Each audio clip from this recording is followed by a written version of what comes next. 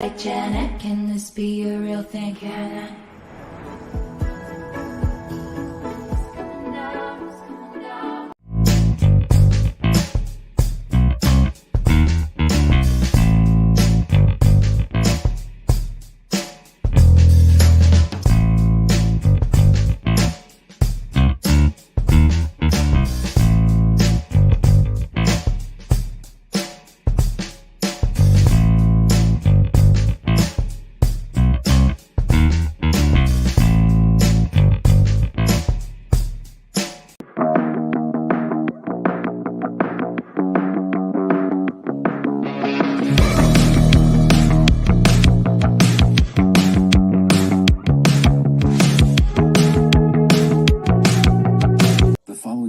Rated TV MA-LSV. It contains strong language, sexual situations, and violence. It is intended only for mature audiences.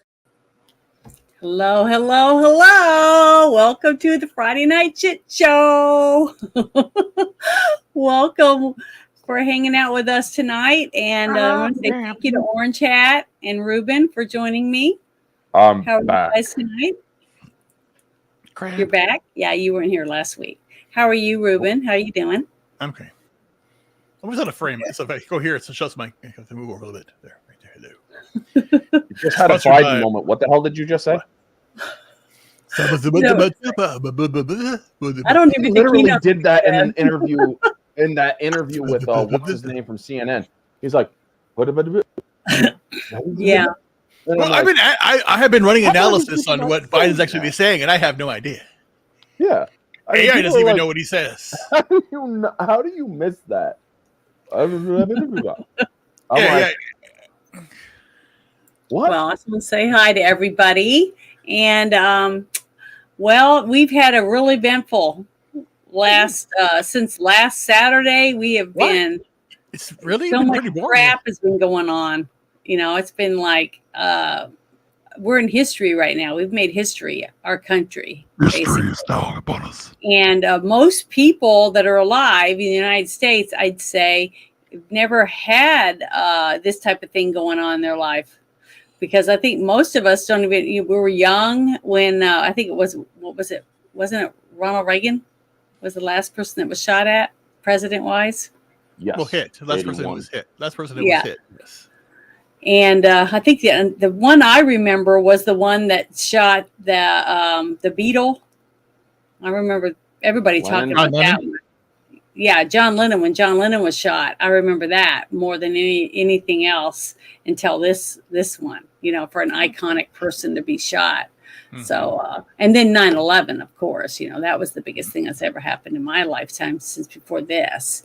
But I was alive doing a live stream when it happened, and I got a phone call and they said that Trump has been shot in the ear. And I just went, what? I just freaked out, you know, because that's what I heard.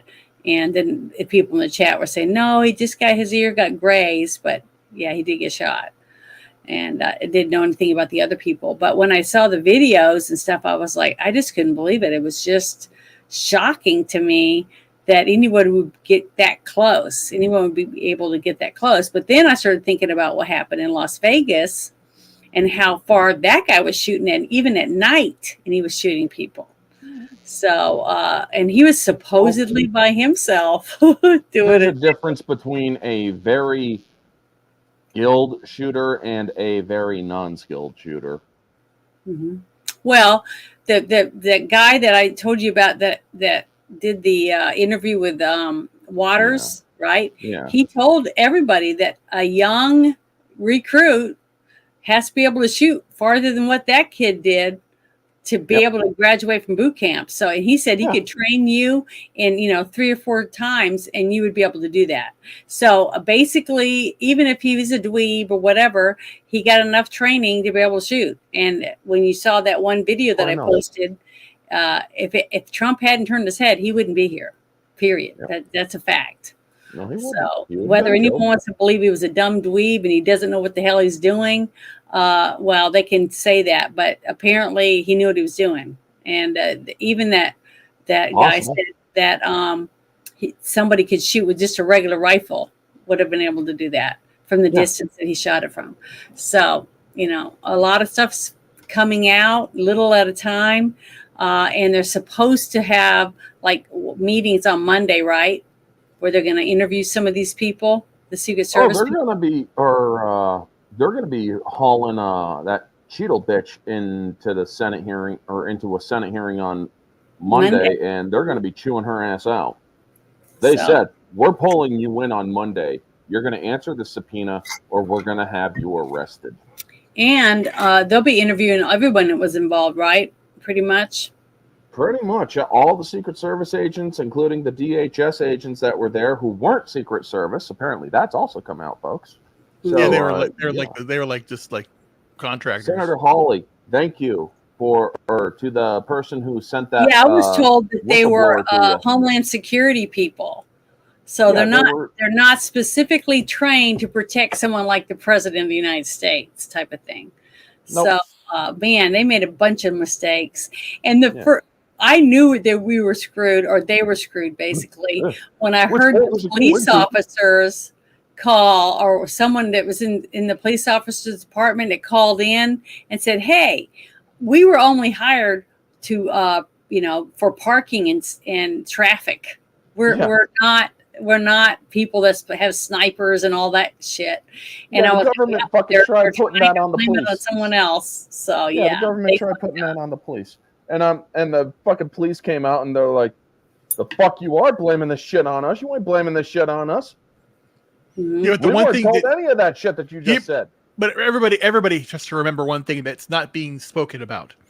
Mm-hmm. This is not, Trump, what do you want to do? Oh, Saturday I'm going to have a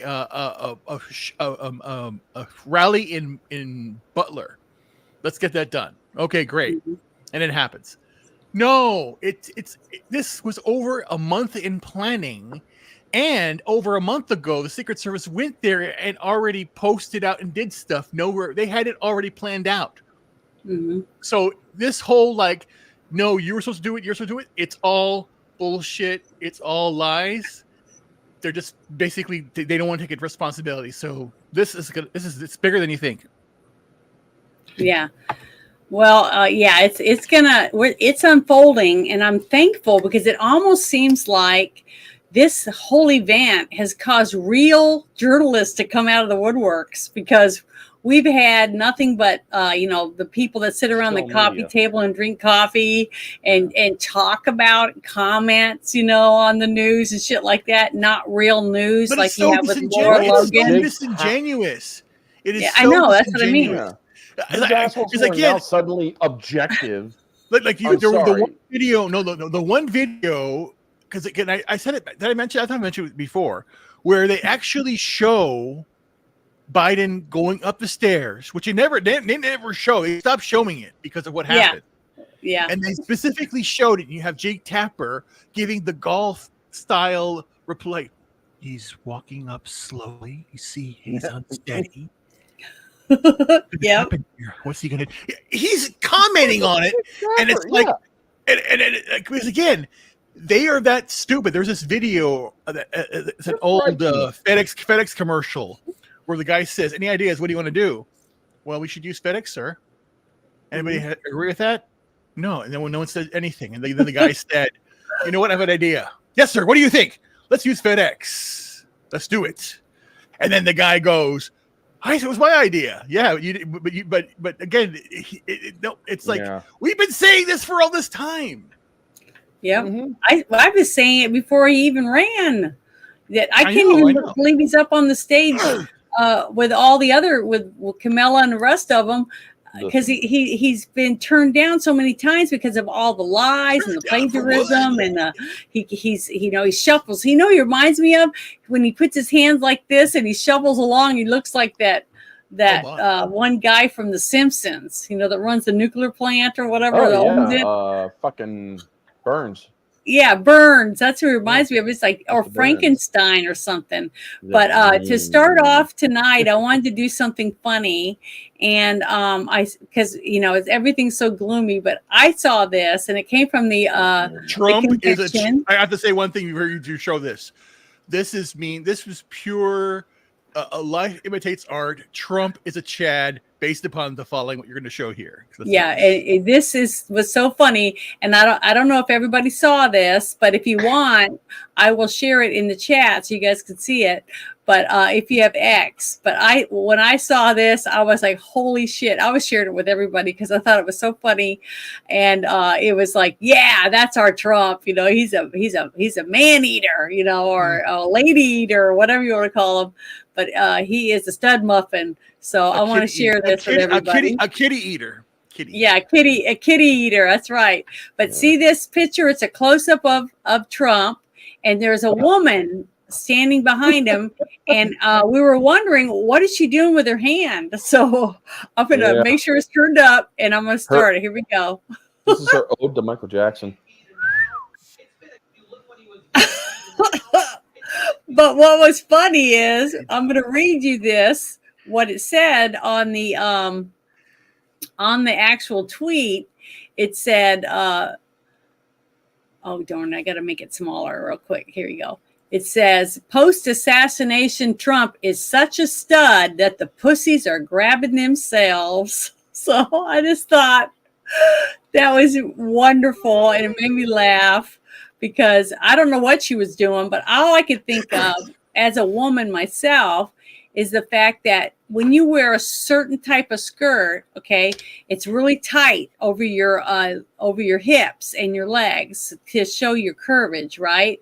So when you go to sit down, you have to pull your skirt up just a little bit to give you enough room so when you sit down, that it doesn't ride up really fast over to your waist, and your panties and everything show. So you have to pull it up just a little, just enough to give your legs a little spread. So when you sit down, it holds your skirt down. So I don't know if any guys know what I'm talking about, but as a woman, I don't cross dress, so no. I wouldn't grab my crotch though. See, I would have grabbed both sides of my skirt and pulled it up just a little bit as I sat down. But that's the only thing I could think of, is she was getting ready to sit down when she was talking to someone, because the way her other hand was moving, that's what I was thinking. But I thought it was this hilarious thing. So I'm going to share that link right there right now real quick in the chat, because I just thought it was so funny. It give you guys a smile, and post it on your timeline and make that lady famous, because whoever's going to go find that and zoom out and be able to know who it is. Okay. They say they know who it is. Oh, who is it? They think it was Kimberly Guilfoyle. It might have been. I don't know, but she had red on, and her nails were gorgeous. So whoever she was. So I just thought it was great. I just thought it was really funny, and I wanted everybody to see it. Okay, so the first thing I wanted to bring up was that, to me, it's shocking. It seems to me that they're eating their own when it comes to the Democrats. So they're slowly like chucking each other under the bus. At least that's what it seems like to me. So I got a couple little things. It's mostly about, lying Biden, and, how Biden this and Biden that, and just how crappy he really is, and how everybody wants him to leave. So first I want to play this one. I don't know if you guys saw this whole thing, this interview with our Speaker of the House. Let me make sure it's turned up, but here we go.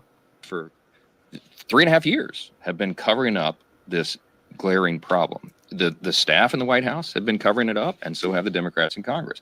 Just last month, I brought a couple of examples. Representative Dan Goldman said Biden was sharper than anyone he'd spoken to. President Biden was nice enough to call me, and I can tell you, this was the day before that interview, I can tell you he was sharper than anyone I've spoken to. Representative Eric Swalwell said that Biden put many of us to shame with his energy.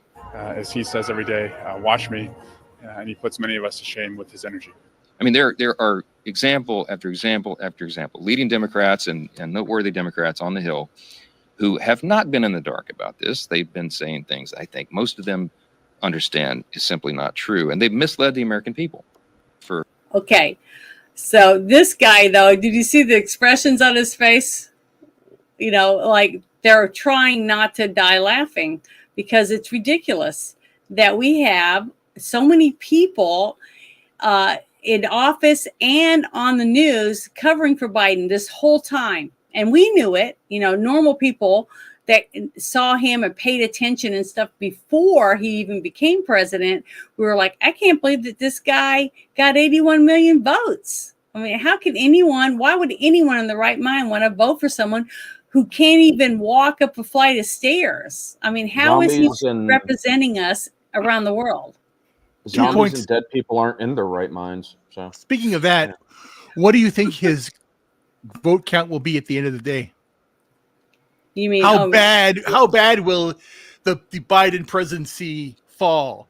81 million votes to fall to how many million votes? What I feel right now, after this whole thing that happened this weekend, and listening to people and seeing how many people are rallying around for Trump because they think this is a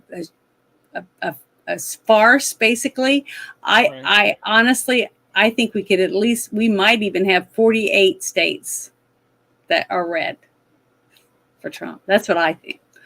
So you think what are the two states you think that won't? I think Hawaii will be one of the states that says no, and it's either even after Maui.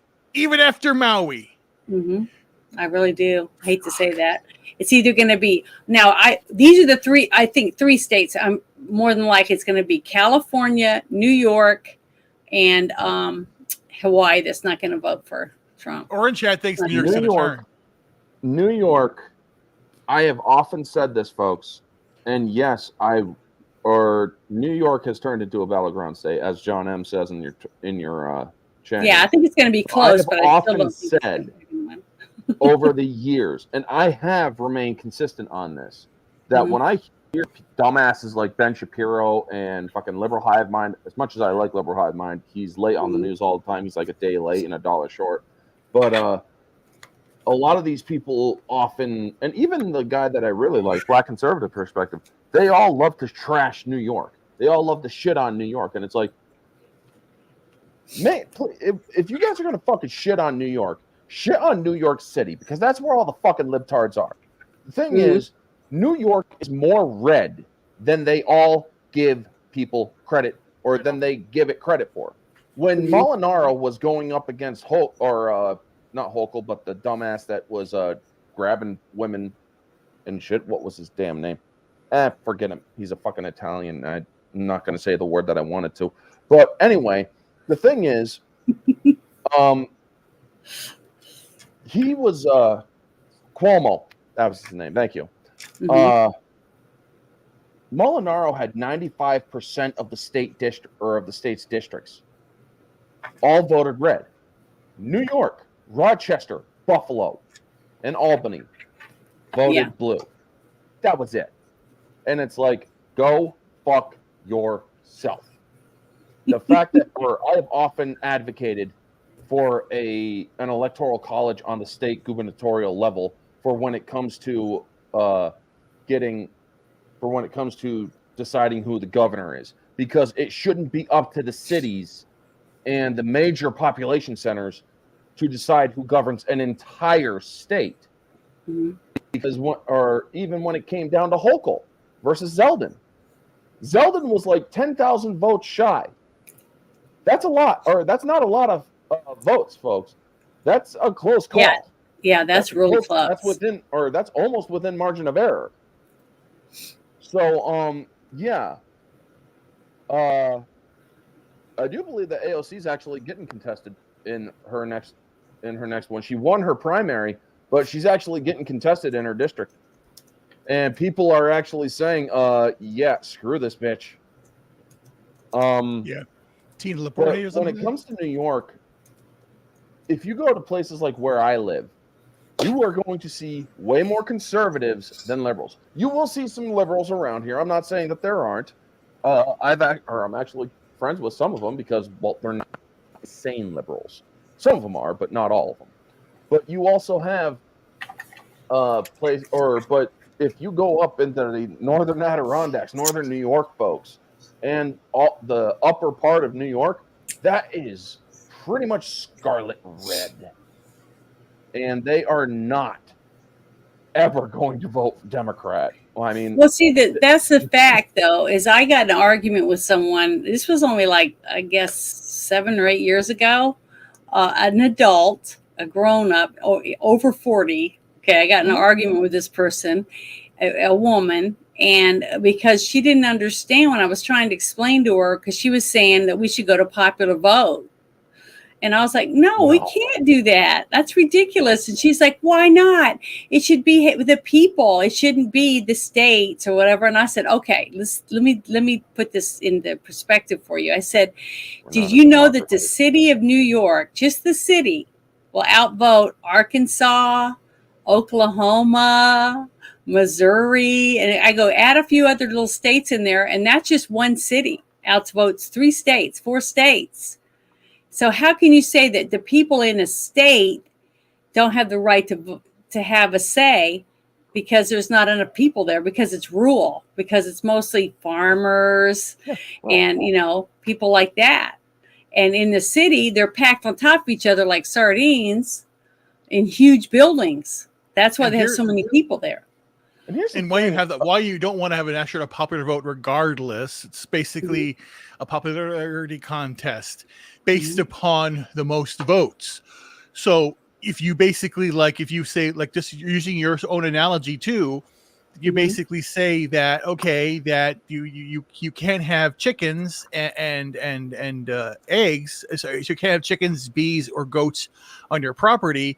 The majority of people that don't live on a farm don't want them, so they say, okay, great, it's not a problem. I don't need that in my life. They just say no.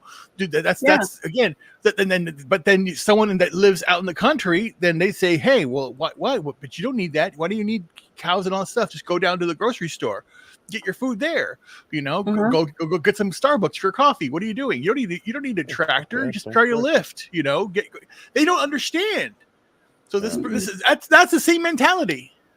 That's why I remember when I was a kid and we lived in, I remember I was living in Spokane, Washington, or just outside of Spokane. I think it was Fairchild Air Force Base. I'm trying to remember the name of the Air Force Base up there. And I remember my very first outing, I think I was in kindergarten or whatever, and we went to a dairy. We got to go to a dairy. We got to see how cows were milked and how the milk was processed. So at the end, we all got a little thing of milk to drink, and we got to pet the cows and all that stuff. And I thought it was so cool because I got to find out where milk came from, that it really came from cows. So I think it's sad because I just don't think enough kids know where food comes from. Who was it? It was some country western singer that said, take a kid to a farm. I was lucky because after we were older, my mom used to travel with us when my dad would be out on, TDY or whatever. And she'd take us to Oklahoma or Texas or Arkansas, depending on where my grandfather lived at the time, her dad and mom. And we would get to, ride horses. He would plant peas and cotton and other things in the garden. And he had a team of horses that would plow and everything. And we had to, pick cotton and snap peas and do all that because my grandfather thought it was important that we understood where our food came from. But he also built us this little cute little thing to set on the side of the road where we could sell our stuff that we picked and grew. So some of us girls would pick our stuff and go out and try to sell it. We had crab apples. We had all this different stuff. And it was great because we'd have money, our own money that we earned. And it was a lot of work. I mean, we couldn't believe it when we were told that people were forced to do this, as slaves, to pick fruits and vegetables and stuff like that, and had to grow it and everything. And they wouldn't even get to keep the money. The money went to the farmer, the guy that owned the plantation or whatever. So my grandpa tried to teach us a lot of things when we were young, but by hands-on, not just by telling us or showing us some stuff in a book. He made us do it. He wanted us to see what it was like, how it hurt your back. And that was just to pick 20 rows of cotton. We were kids and we had the little bag and we're trying to do it. It was hard. It was a hard job and our hands were hurting because it cut you up, the little husks on the cotton. A lot of people don't know anything about it or understand any of that. And I wish we could get back to that. I wish we could get back to where kids took, field trips and learn where your food comes from. How does it get to the grocery store? You know, things like that. I think it would be really good, a lesson for children today. I mean, it's scary when you think about it, that people don't even understand the food process and how it works, and where certain products are made from cotton, and things like that. I don't know. It's just shocking to me. But I thought that was a really good point of view on how our government and our news that we're supposed to be hearing the truth from was covering for Biden all this time. So it was such a shock when they actually got to see him debate and do so shitty because, they don't watch it. They don't know how bad off he really was and how bad off he really is now.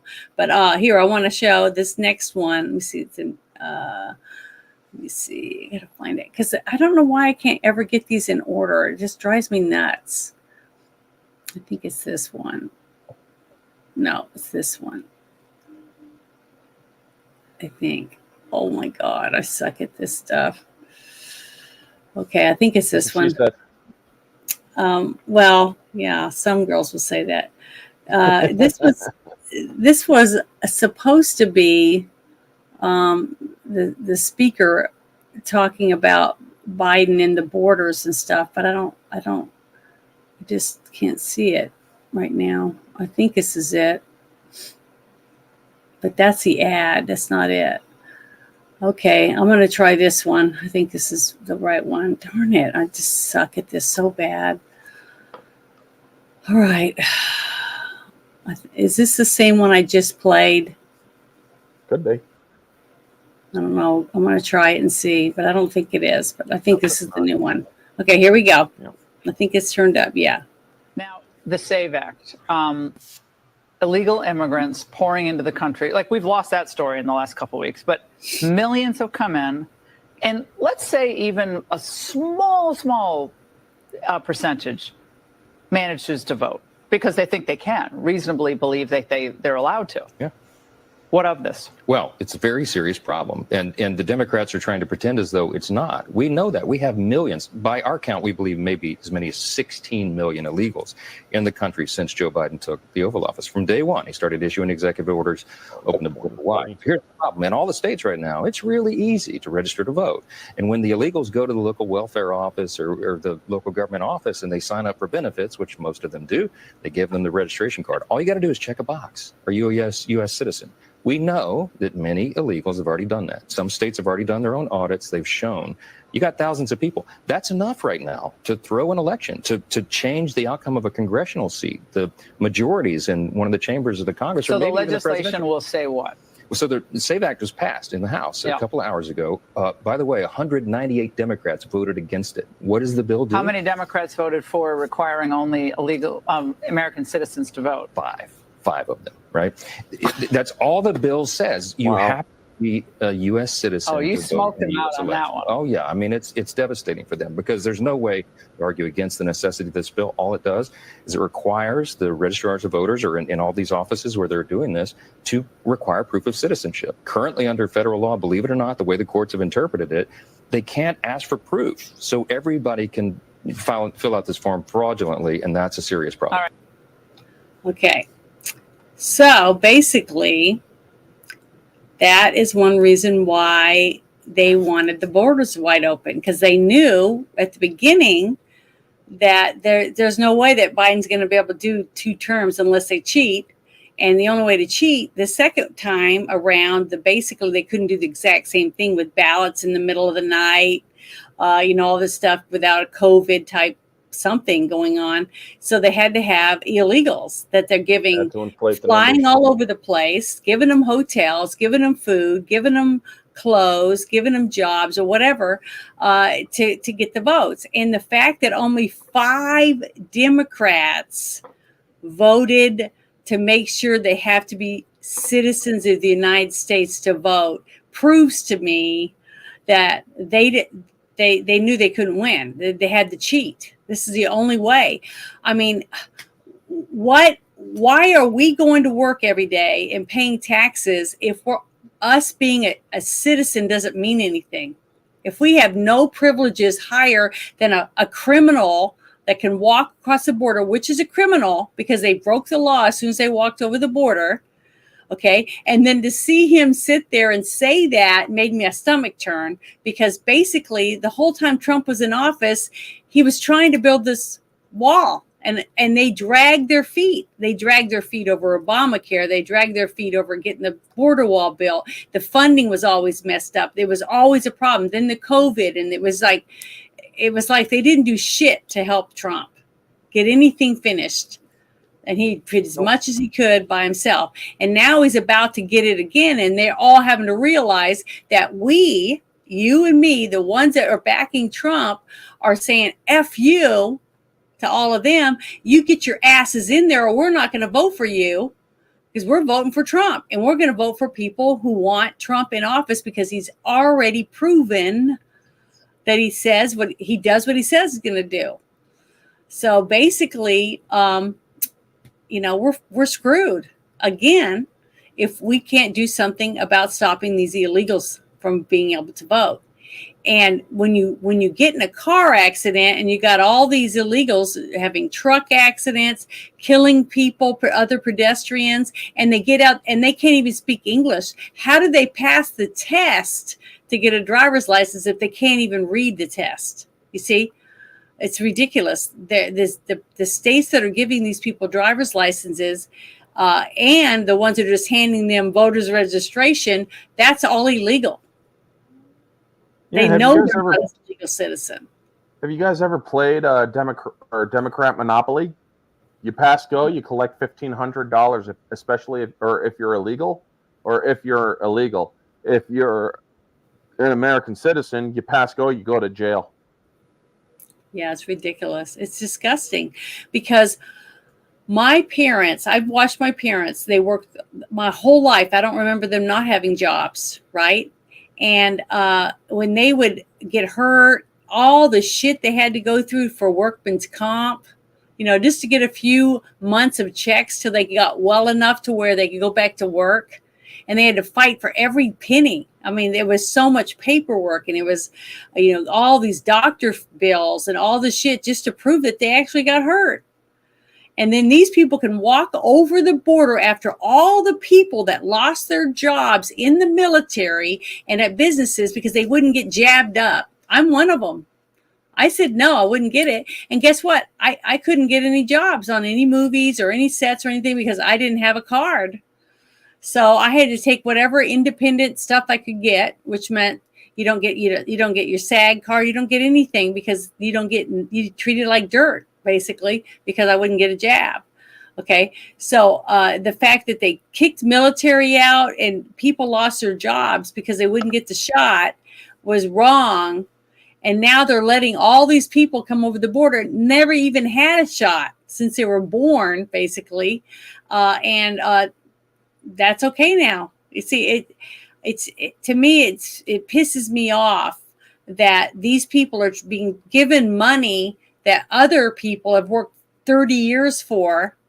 And they keep saying that the Republicans are the ones that aren't going to let them have their Social Security. Well, that's not true. The Republicans, well, I'll say conservatives, because most of them are rhinos and they don't give a shit either. It's a uniparty is what you should be calling it. The conservative people that believe that we should have smaller government and that you should keep more of your paycheck for yourself and your family, because people don't seem to realize that when you have people that have jobs and you're buying a car and you're buying groceries and you're paying your electric bill and you're buying food and you're paying your rent or your house payment, that's all helping the economy. Okay. Because when people are buying homes, more homes are built. See, when people need to buy that product, that means they have to make more of that product to replace the ones that are taken off the shelf. All this stuff. People buying cars, which means they make more cars to replace the cars that are sold. All that is common sense, that if you treat the people right and give them more money in their pocket that they earned, they're going to spend it. Okay. And they're going to spend it on things they want. But when you take the money from them and you take their jobs, not as much money is going back into the economy. And guess what? Businesses go under. Places close. Businesses shut down. They have to fire people because they can't afford to pay the employees anymore because they're not making as much money. I mean, I've seen all these businesses, but boy, the media aren't going to tell you, because it makes Biden look bad every time they have to announce this, that, and the other. It's businesses closing down, or this is happening, or that's happening. It's bad. Okay, they're not going to tell you. It's like whispering in the background. No, we can't really say that. Can't say that. Can't say this. Can't do this, because it might make Biden look bad. It's bullshit. I want what I remember when I was a kid. I remember it seemed like there was news on 24/7. My parents were one of those people that sat and listened to the news all the time, but it was like real news. It was them reporting on this, that, and, different things going on around the world, or a car wreck, or storms and things like that. And now it's just like people sitting around drinking coffee, talking about their feelings and what they think about this, that, and the other, what's going on. It's just really hard to find any news on TV anymore. And you have to get your news from places like X or YouTube or Rumble. That's where I go now. I hardly ever watch television anymore because there's nothing on. It's all bullshit. Yeah, but the thing is that you want to get news, don't you? Yeah. And real news. Yeah, and I want to know what's happening. And I would rather them burn down than them changing, because they're not going to change. They have to be washed out. I want to listen to Alex Jones, Drew Hernandez, Tucker Carlson, Betty Johnson, commenters that have, their own staff. Them quick, get the stuff done. Because again, and that's like I said, like we both said, we don't watch television anymore. We watch ourselves, we watch our friends, we the pulse of the world through X and other social media platforms, because that's where the truth lies. Because the lies have to be over now. What they've done to this world is despicable. Yeah.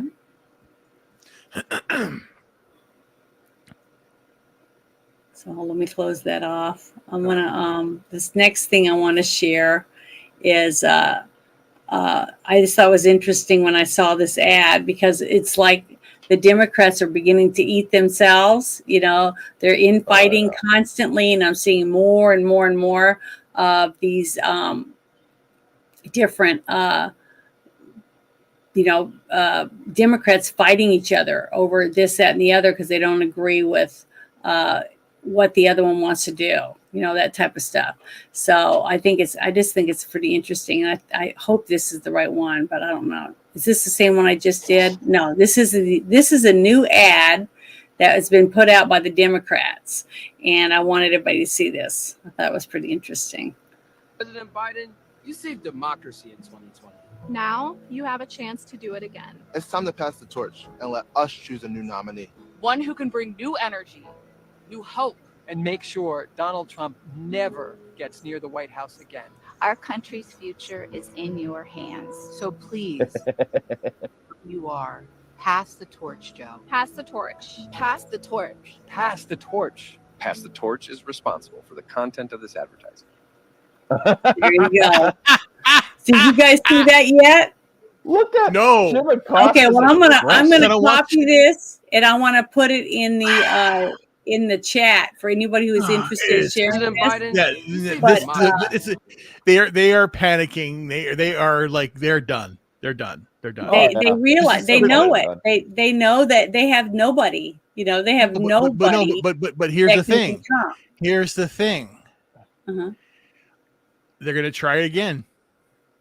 Of course they are. They are again. They haven't given up. They are desperate now, my folks. Remember this. Yeah, we know they're desperate because they try to get rid of Trump. Remember, the shit show hasn't started yet.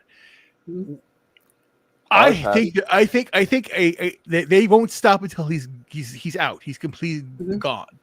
So this is ridiculous. This is we're living in really weird times. Unless there is that 1 billionth of a percentage that there's a light that happened in some people's hearts that says, we almost did this. We have to repent. And then a change happens. Yeah. But we're not there yet. What's really scary to me is that they always do what works. Okay, if it worked last time, they're going to try it again. They'll try it again. They'll just keep beating a dead horse as long as they can get anything out of it. Okay, and looking at Biden is fact of that. Okay, they'll dragging them around. They'll put them on a dolly and tape them to it and just push them around from one event to another, because as long as the people are still showing up, they're going to keep doing it. I mean, look what they did last time when he ran. They'd have circles taped out on the ground, and they'd have people 20 feet apart, and they'd have 100 people at an event, and Trump had thousands and thousands of people at events, and half of them weren't even wearing masks. Most of us didn't care, but and then half the time they didn't even have him out. I mean, he was locked up. He never saw him and all this stuff, and they still won. Miraculously, they had so many votes. What really cracked me up was I've worked the polls in 2 different states, okay, in Louisiana and Arkansas. And when you have at the end of the night, if at the end of the night we had 1,000 more votes than we handed out, we wouldn't be leaving. We would be trying to find out where those extra 1,000 ballots came from. So when you had all these polling stations calling in saying they had 300,000 more ballots in this state than actually voted, in the voter rolls, it just was ridiculous. But they let it go. And when Pence accepted all of those ballots, and with those electoral college votes, even though people were standing there saying, we had all these irregularities in our state, we don't want you to accept it. We were asking you to send it back. And he didn't. He took them. So he's the one that made it legitimate. Okay. Yeah. Pence. Okay. And, people just don't understand how the government works and how the steps matter about what you do. And then I heard all these people, these conspiracy people, oh, it's fake. He stole it, and they're going to turn it back around. But they had to let this go through to prove, that there was cheating, all this bullshit. And I said, you guys are full of shit. This was accepted. It's been signed, sealed, and delivered. And now we have a president, and it is not Trump. It is Biden. He is our president. And he's still president, and he's in the history books as president. And that's it. His names will never come out. That's just the way it is. And one day there'll be statues of Biden and who knows what. I'm just saying, this is the facts, okay? And Democrats lock arm in arm, and they do everything together. Even if they can't stand each other, they will still stick by the rules for their party. We don't have that in the Conservative Party, because we have pride. we hate to lose. We hate to admit that we were wrong or whatever. So we will argue with each other. The Democrats don't. They'll kiss each other's ass all the way to the finish line. Well, speaking of Democrats, but now they're not. Yeah, they are so fractured. A lot of people don't actually bring this up, because they're not really paying attention, because everybody, or the focus is on Trump right now, because they don't want, or they want the focus to stay on Trump, because if they focus on Biden, it's over again. And not only that, all the Democrats are fractured right now. When they do an open convention, do you not, or they are all going to show just how power hungry they are. They're going to be clamoring for a vote. The smartest thing they can do, even though it's not going to win them the election, is to go Kamala Harris, because they get the war chest with whoever she goes with. You take Kamala Harris off that ticket, you don't get the Democratic war chest. All those donations are void. They can't transfer. So yeah, the Democrats are in disarray. Why do you think Kamala has not come out and openly said I support Joe Biden? Because she'll say it on the news, but she will say it with such hollow echoes in her voice that it's almost as if she was a freaking robot. People don't and I love how she came out against JD Vance.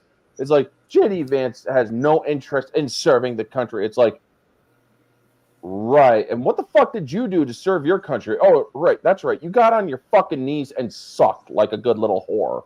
I'm sorry, freaking Madam Vice President, but you really should not speak about a fucking Marine like that. But yeah, especially when you freaking dirtied your knees to get where you are in politics. I mean, I'm pretty sure you had to dirty your knees in the Oval Office just to get where you are. But then again, yeah, we won't go there. But the point is, folks, the Democrats are so freaking divided right now that there is no chance of winning. They can have all the illegal votes they want. They're not going to get the White House. They have, or the assassination attempt against Donald Trump, against former President Trump and future President Trump, the once and future president. That assassination attempt galvanized and woke up all the people who love to sit on their fucking couches during election year and say, that's all right. He's going to win anyway. Not unless you get off your fat fucking asses and get to the goddamn ballot boxes. Or as the fossil in office says, the battle boxes. And it's like, yeah. I also like this. It's like, I'm not going anywhere. I'm not dropping out of a race. We can have an open convention. Yada, yada, yada. It's like, didn't these jackasses accuse Trump of not wanting to leave and not going to leave power? He's going to try to dig in. And look what the fuck Biden's doing. But then again, is it really Biden? No. It's his fucking fishnet trench coat corner whore named Jill Biden, who's freaking hoarding all the power for herself. She's yelling at everybody, don't you talk to my husband that way. And fucking even fucking fossil Nancy Pelosi. Fossil Pelosi got it there. And it's like, okay, look, Joe, we love you, but you got to step aside. Fuck you, Nancy. Okay. Show him the fucking polls. If someone would give you $1 trillion or 10 trillion, 25 trillion, whatever the amount it is, to say that I'd use it to pay off the national debt. I'd give every fucking cent to it. Or yeah, well, I'm saying, how can the Democrats win? They can't. This is a lose situation. How can they win? I'm asking, is there a scenario they can win? Yeah. They can't win. There is no way for them to win. Okay, Janet, what's the scenario? Cheat. How? They did it already and it worked. And they can't get away with it again.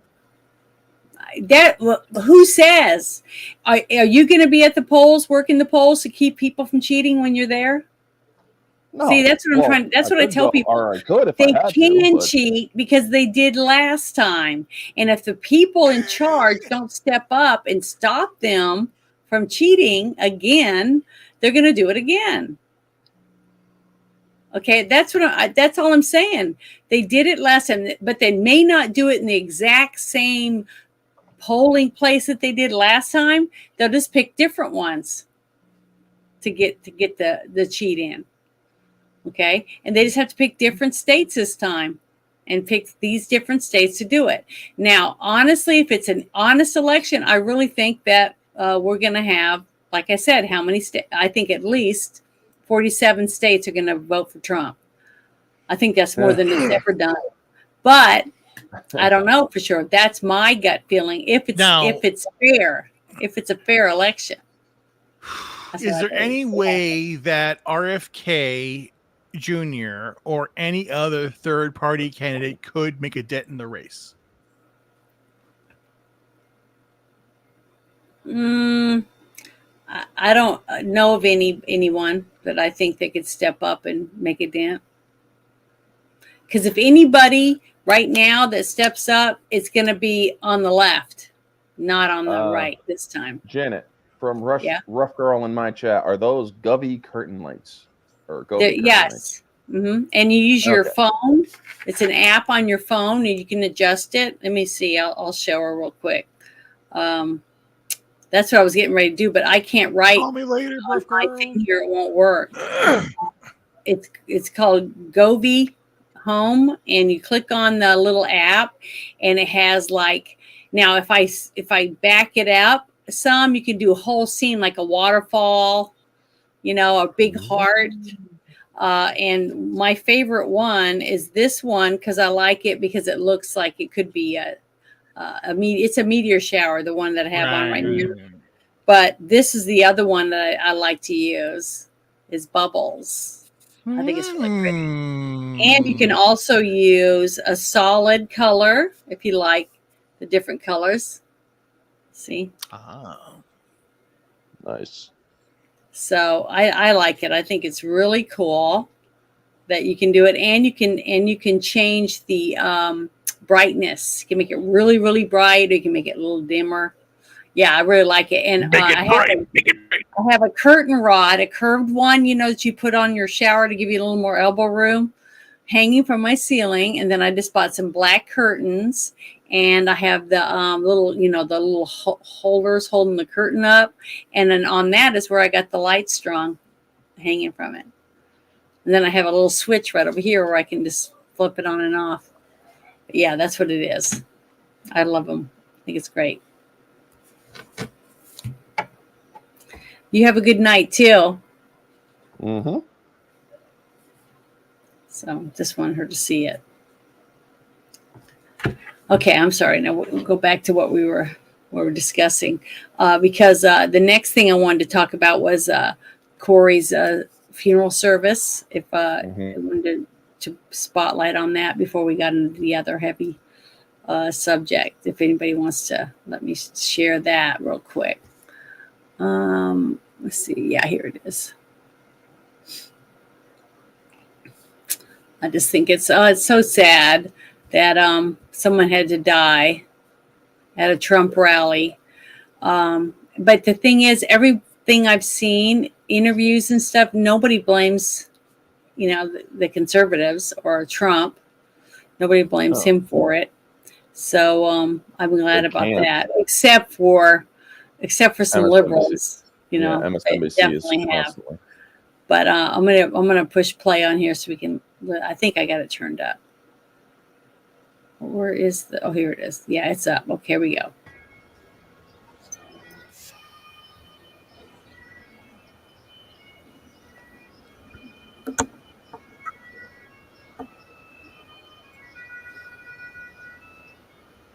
It's our honor to honor Corey. That's why we're all here today. He stood for us. We're going to stand for him.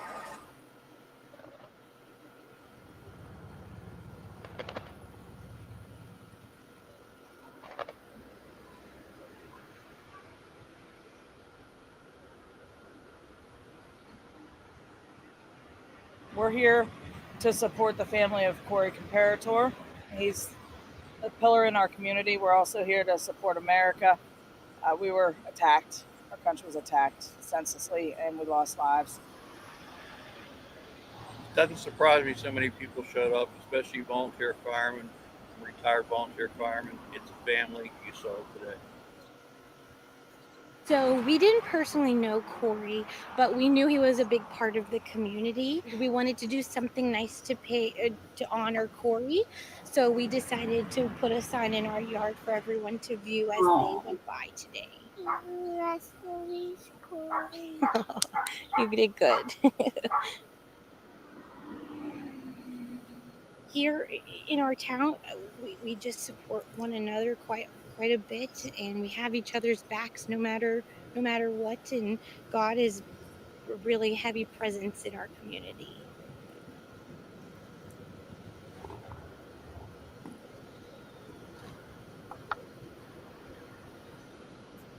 It's so sweet and so patriotic to have such good Service Director in Kimberly. our world, that we still have this. We still have people that love this country and love people in it, your neighbors. and they want to help people in their communities and stuff. And I that just gives me hope for our country when I see stuff like this.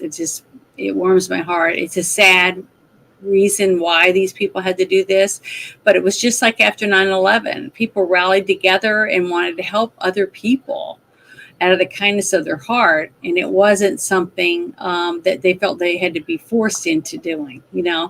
I remember how upset people were when they were forced to have to wear masks, especially people that didn't feel like they should have to be forced to be able to be told they had to wear a mask.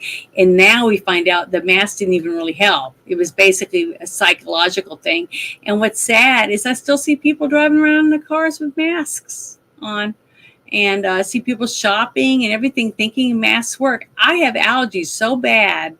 I mean, and when I go to tell people, I hate to tell you this, but that mask doesn't work, because anything that you think can get up in your nose or in your mouth and in your throat's in your eyes, and your blood vessels are right there. So whatever it is you think you're protecting yourself, you're not. Unless you have a full body costume on with oxygen supplied to it and stuff, you're being exposed to whatever it is. So I just feel sorry for these people, because they're grasping at things, and I'm seeing so many people having nervous breakdowns, and they're alcoholics. They become alcoholics and drug addicts because of all this stuff that's happened to them in the last 3.5 years. And it's sad. I mean, we have a mental health crisis right now.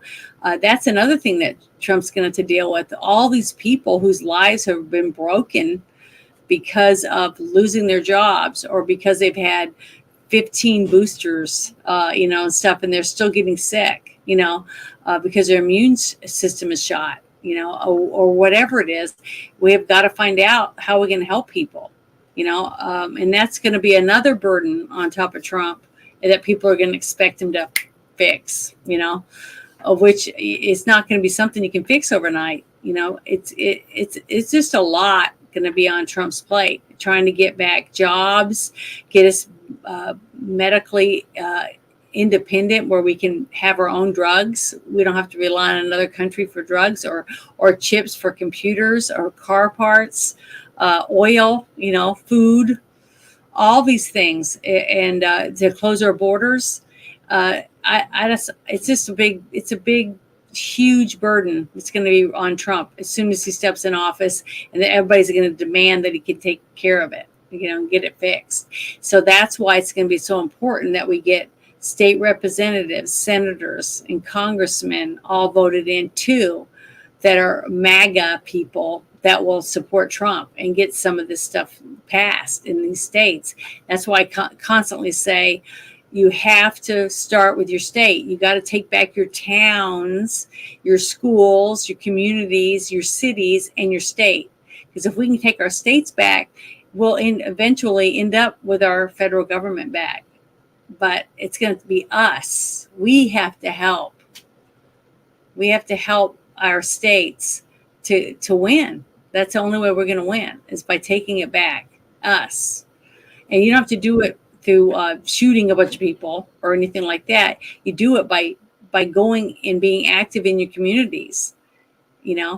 That's how like these people that you saw all standing out there on the road and putting out signs and waving flags in support of a fallen soldier in their town, that went to support a person they wanted to vote for president of the United States to help our country, and they were killed because of it.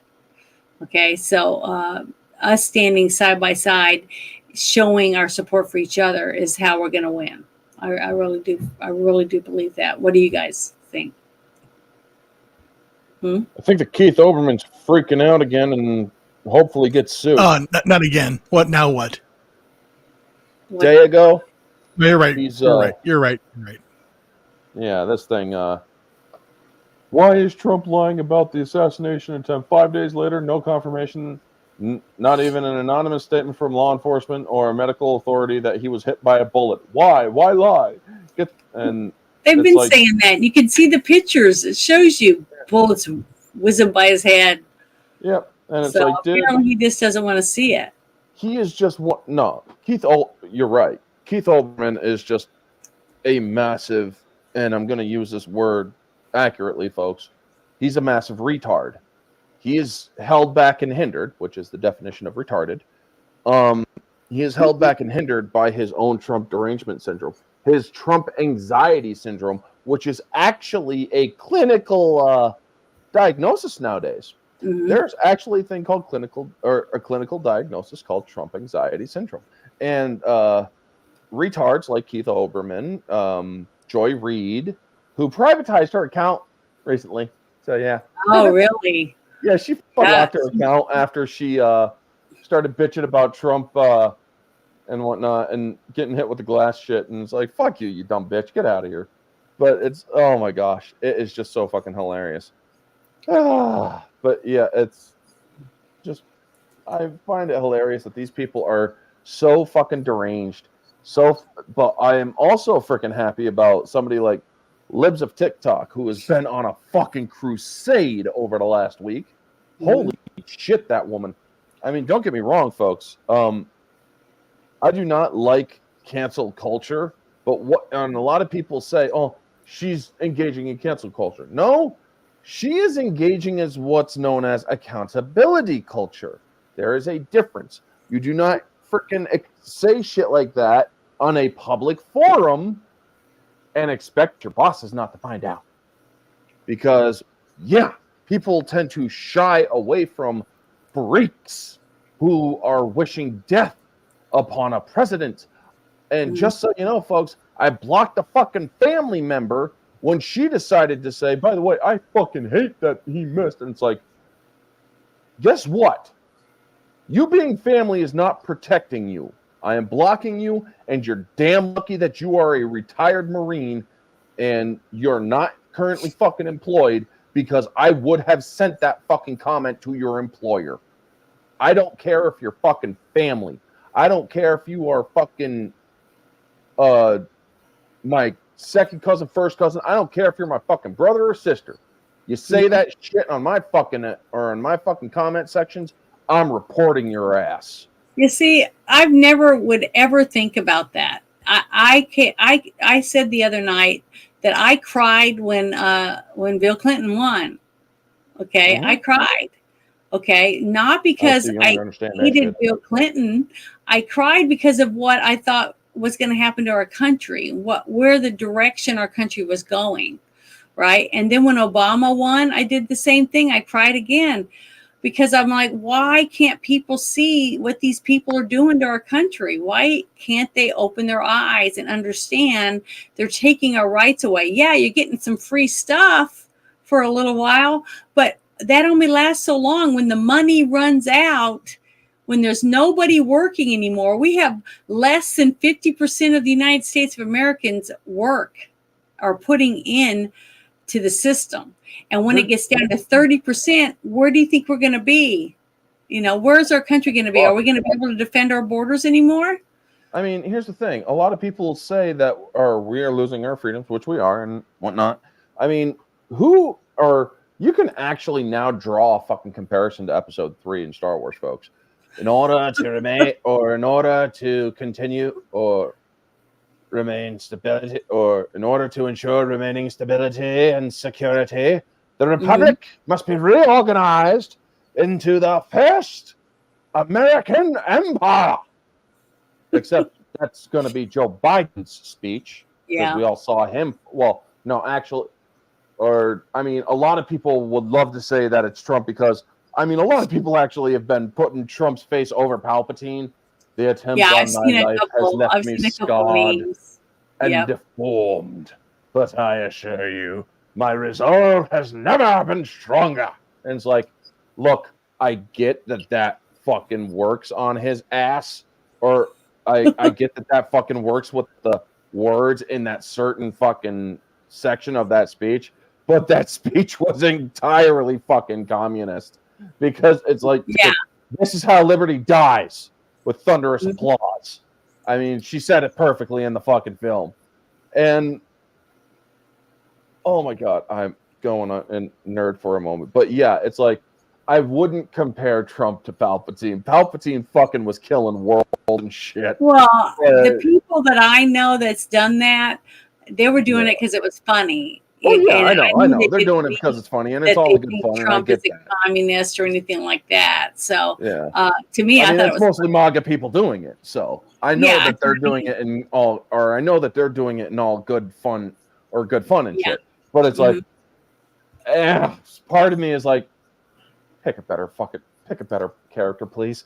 Pick a better fucking character. I know it matches because of the fucking words, but pick a better I've seen character. so many As a Star memes Wars of fan, Trump dressed like Captain America, damn straight. Superman, Batman, all these different things. So, I think it's great because people tend to do that to people that they look up to. I mean, Yep. honestly. Oh, yeah.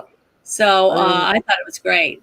But Did you see- I wanted to share this other one, this other message that I saw about David Burke, and he's the other one of the people that was shot. That was in critical, but now he's in stable condition. It says the name of one of the shooting victims from the Butler Trump rally has been revealed. David Jake Dutch, a 57-year-old Marine Corps veteran who served in Operation Desert Storm and was struck twice, once in the stomach and once in the liver. Friends from the local VFW describe him as a wonderful man who loves his country and loves President Trump. He is still in critical. Oh, he's in critical. So it must be the other one that's in stable. Prayers for Dutch and his family. And I just wanted to share this, and I'm going to share this link. If you're on X, I would appreciate it if you would go and just say something in the timeline, to pray for him or whatever, but to share it and let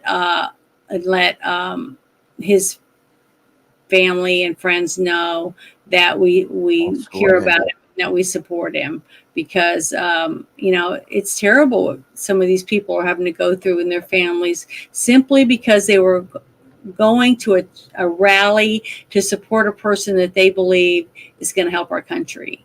So I just wanted to put that out there for everybody so you could see it. Old school Yankee. And to anybody else who, if you guys could do freaking memes and shit, everybody knows that the end or Captain America, Steve Rogers, in the end of Endgame looked very much like Joe Biden. When Chris Evans had that old man makeup on, he looked very much like Joe Biden.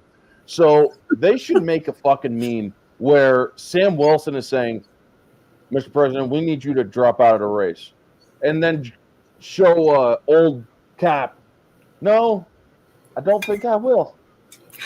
I mean, and that would just be the perfect fucking thing. He's not dropping out, folks. When the fucking DNC starts, I guarantee you, he's gonna they're gonna try freaking walking him up. He's gonna walk up like fucking Palpatine Burns and all those other fucking stiff fingers like this, the crooked little fucking fingers and shit.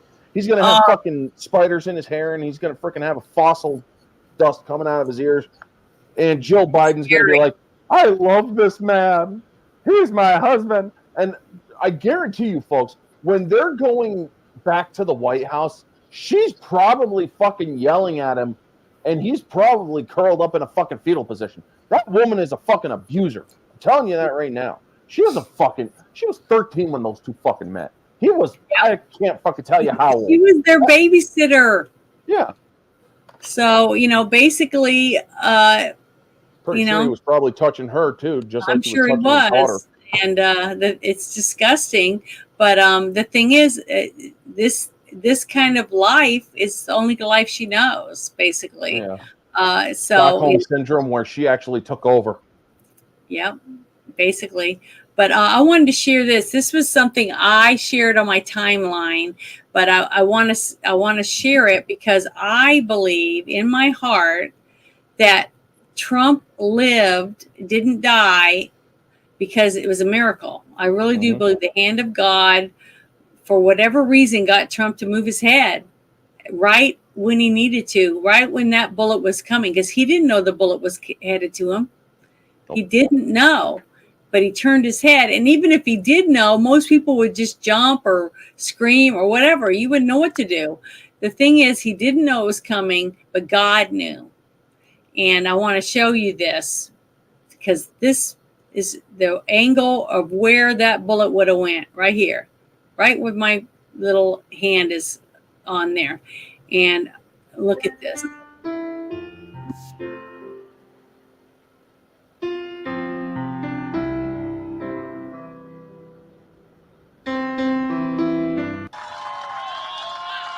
And then the worst president in the history of our country took over. And look what happened to our country. Probably 20 million people.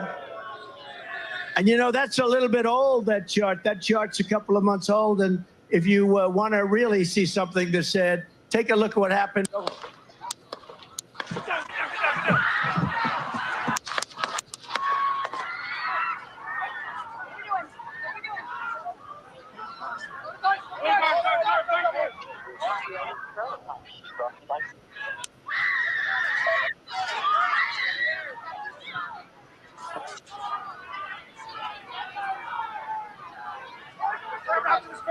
Move it there. Hold. When you're ready. On you. Ready. Move. Up. Move. Go. Up. Hawkeye's here. You ready? Hawkeye. Okay. Okay. You're going to have to change some designations now that that shit's made public. Where former President Trump was speaking on the stage.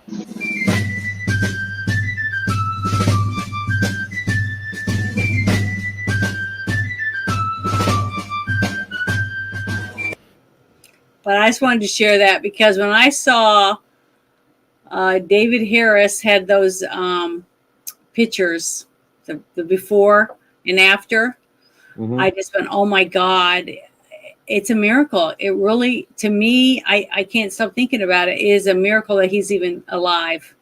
They should petition the Pope, or they should petition the Vatican to actually declare it a miracle.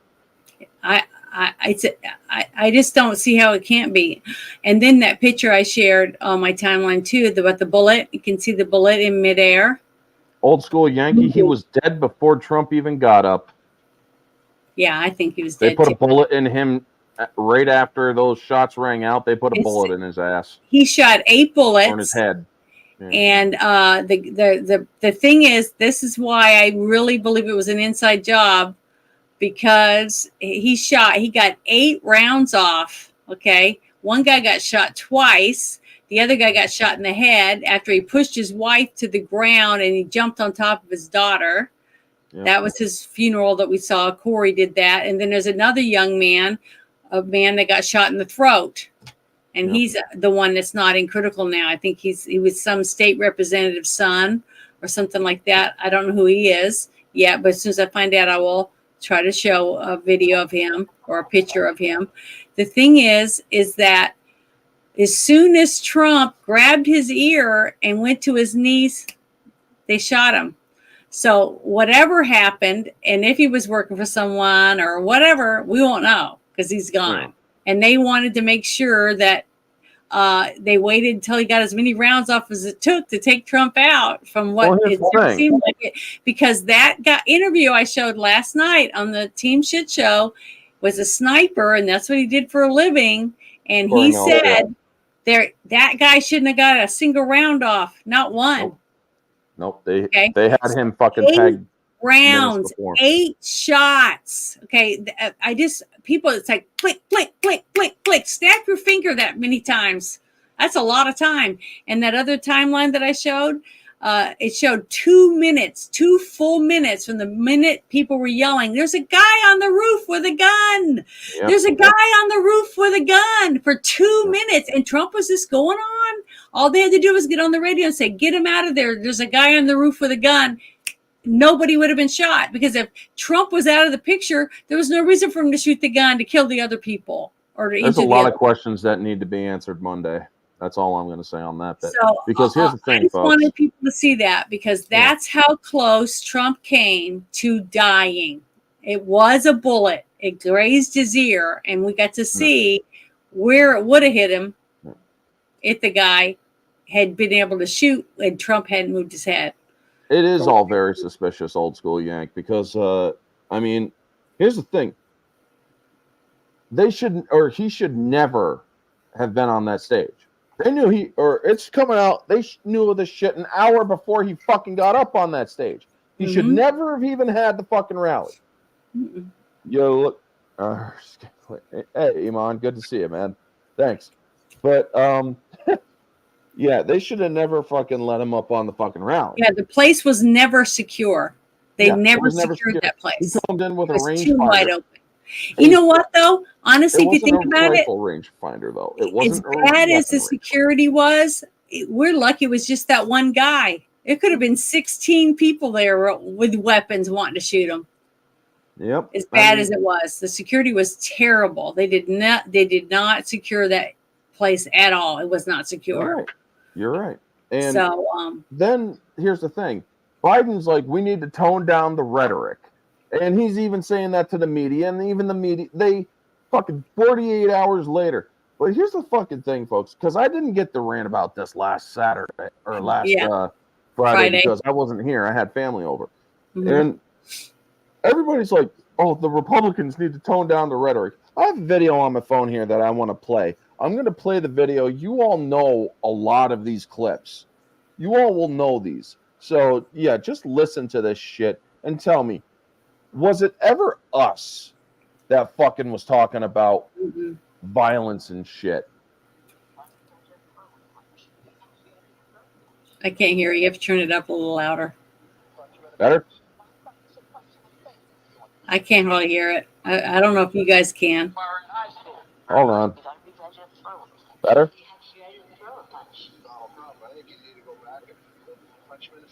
I thought he should have punched him in the face. I'd like to take it behind the chin if I were in high school.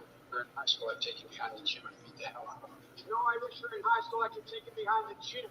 I will go and take Trump out tonight. When was the last time an actor assassinated a president? You're still going to have to go out and put a bullet in Donald Trump. Show me where it says that protests are supposed to be polite and peaceful.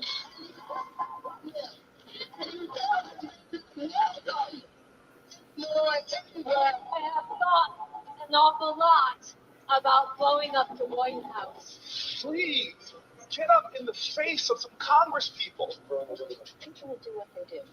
I want to tell you, Gorsuch, I want to tell you, Kavanaugh, you have released the whirlwind, and you will pay the price. You're going to go in there winning. This is just a warning to you Trumpers. Be careful. Walk lightly. And for those of you who are soldiers, make them pay. If you had something with either President Trump, Mike Pence, or Jeff Sessions, who would it be? Does one of us have to come out alive? You might be ready to throw a punch, but you have to be ready. Yeah. All the fucking vice president was the last one. If you were in or on Ellen, if you were in a thing with or an elevator with Trump, Pence, or whatever, who would it be? Does one of them have to come out alive? She fucking wanted to kill President Trump. Our current fucking vice president wanted to kill Donald Trump. And she's fucking saying, oh, these people are not, or she's fucking trying to say unity, trying to say that they fucking care and shit. They're the most violent, folks. They're the fucking party of the KKK. Well, who was it? The one that held up the Trump's head? Remember that? Yeah, that was blood dripping from it. Kathy Griffin. Kathy Griffin. See, that's all they've done. That's all they ever do. Yeah, these are the ones that freaking did KKK, Jim Crow. They're the fucking ones that became the Confederate fucking Army. The Confederate Army then later became the fucking Democratic Party. They're the ones that voted against the civil rights of the 60s. They're the ones that, and yet they have the fucking gall to call us the fucking racists. They have the fucking gall to say that we're the fucking violent ones. Oh, January 6th, January 6th, January 6th. Trump incited an insurrection. You guys incited a presidential assassination attempt. So you have no fucking argument here. you have no legitimate stance ever again. Because anytime, and I pray to God that these fucking Congress people that don't listen to us anymore, they're just only fucking filling their coffers. If you are ever on a fucking liberal media, and if they ever say, well, Trump incited an insurrection, and I please, for the love of God, tell them right back in their face, you incited a presidential assassination attempt. Because your violent rhetoric over 8 fucking years, going on 9 to 10 years, because you were doing it as soon as fucking Trump announced his candidacy, announced his run. Mm-hmm. You were all saying this shit, this fucking vile bullshit.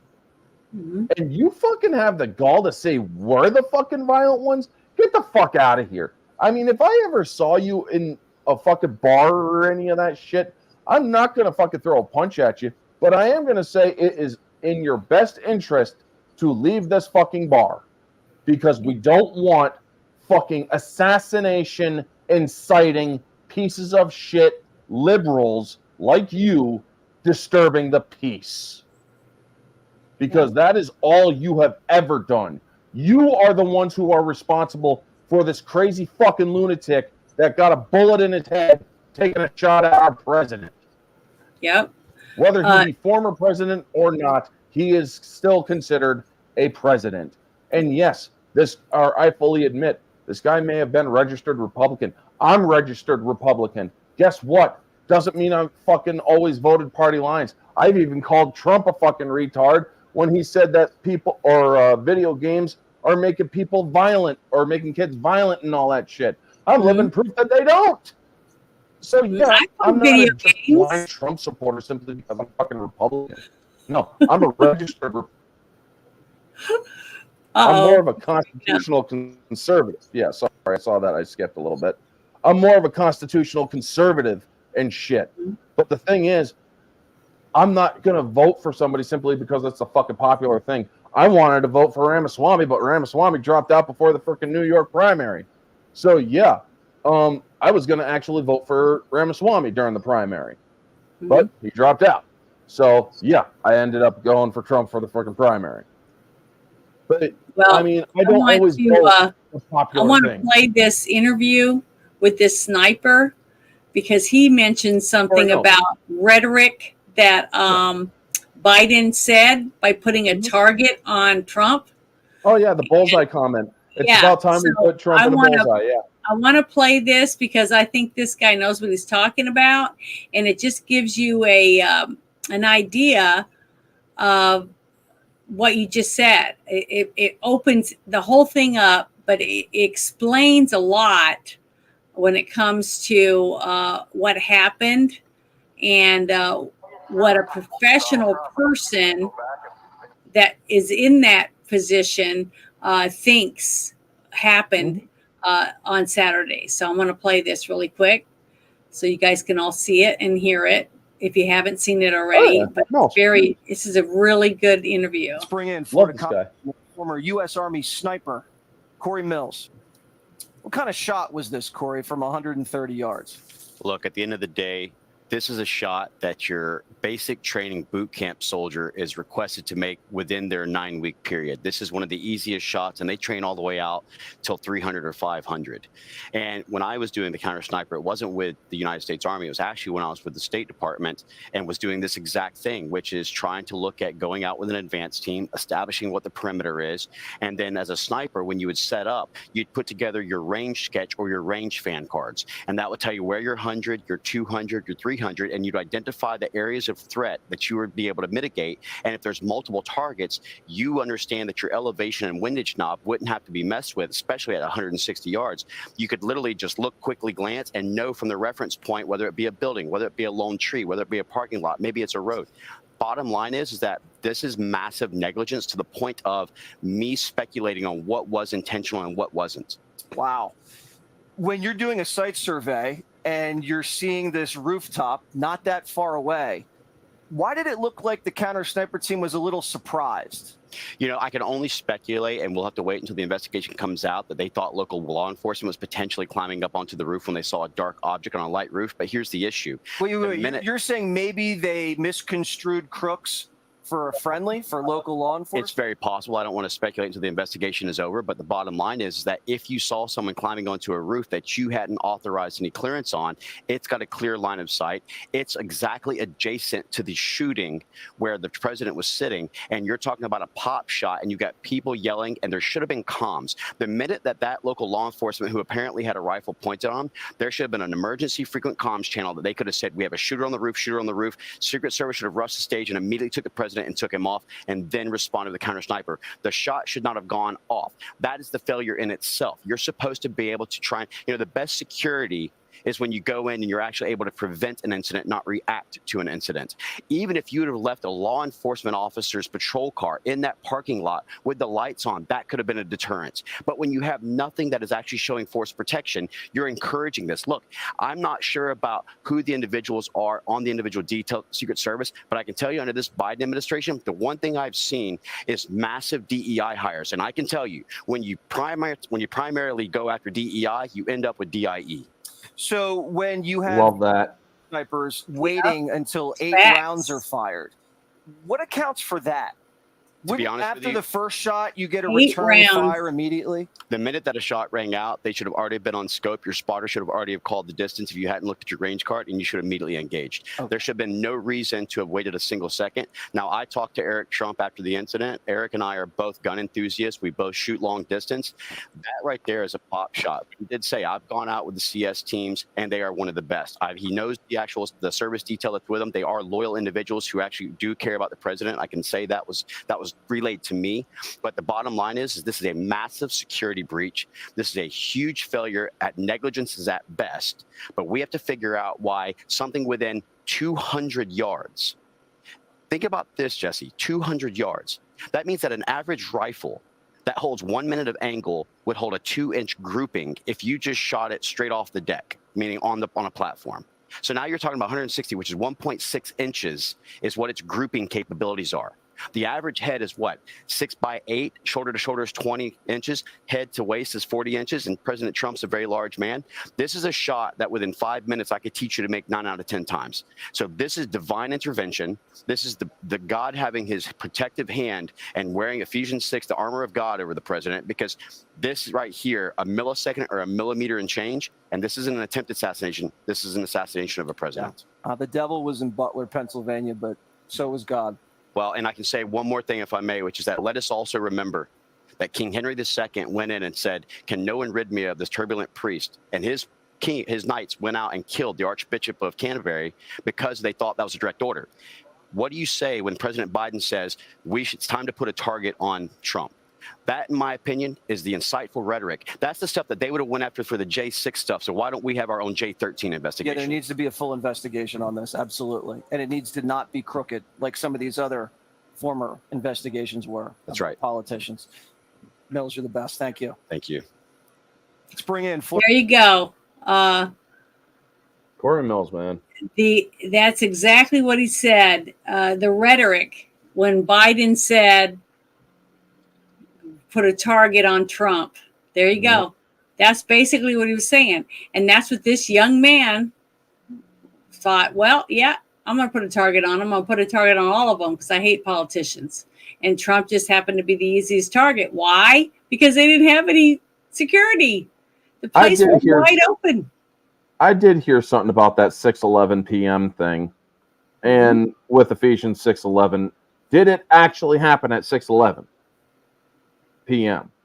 I don't know. Because that I don't know, because I want to look that up to see if that's verified, because as much as it would be an interesting coincidence with the Ephesians 6:11 armor of God, I want that confirmed before. Well, how would you confirm it? Could you do that?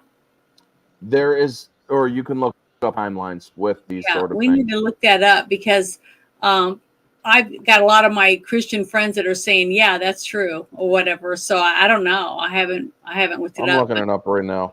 That is I have heard that from many people. And the fact is, just like I showed, it is a miracle he's alive, period. And when you hear the screaming in the background, the woman screaming, that's when she realized her husband's head's been blown off, basically. It's sad. The whole thing is just horrible. But the fact is, honest fact is, common sense tells you that if they had called and said, get Trump down, and they would have got him off the stage and whisked him to his vehicle, nobody would have got shot. There was no reason for that guy to shoot anyone else. Okay, so what I looked up here, Secret Service notified its snipers at 5:53 p.m. Source said at 6:02 p.m. Trump took the stage. At 6:09 p.m., members of the crowd notified police that Crooks 20 was on a rooftop. 2 minutes later, Crooks opened fire on Trump at 6:11 p.m.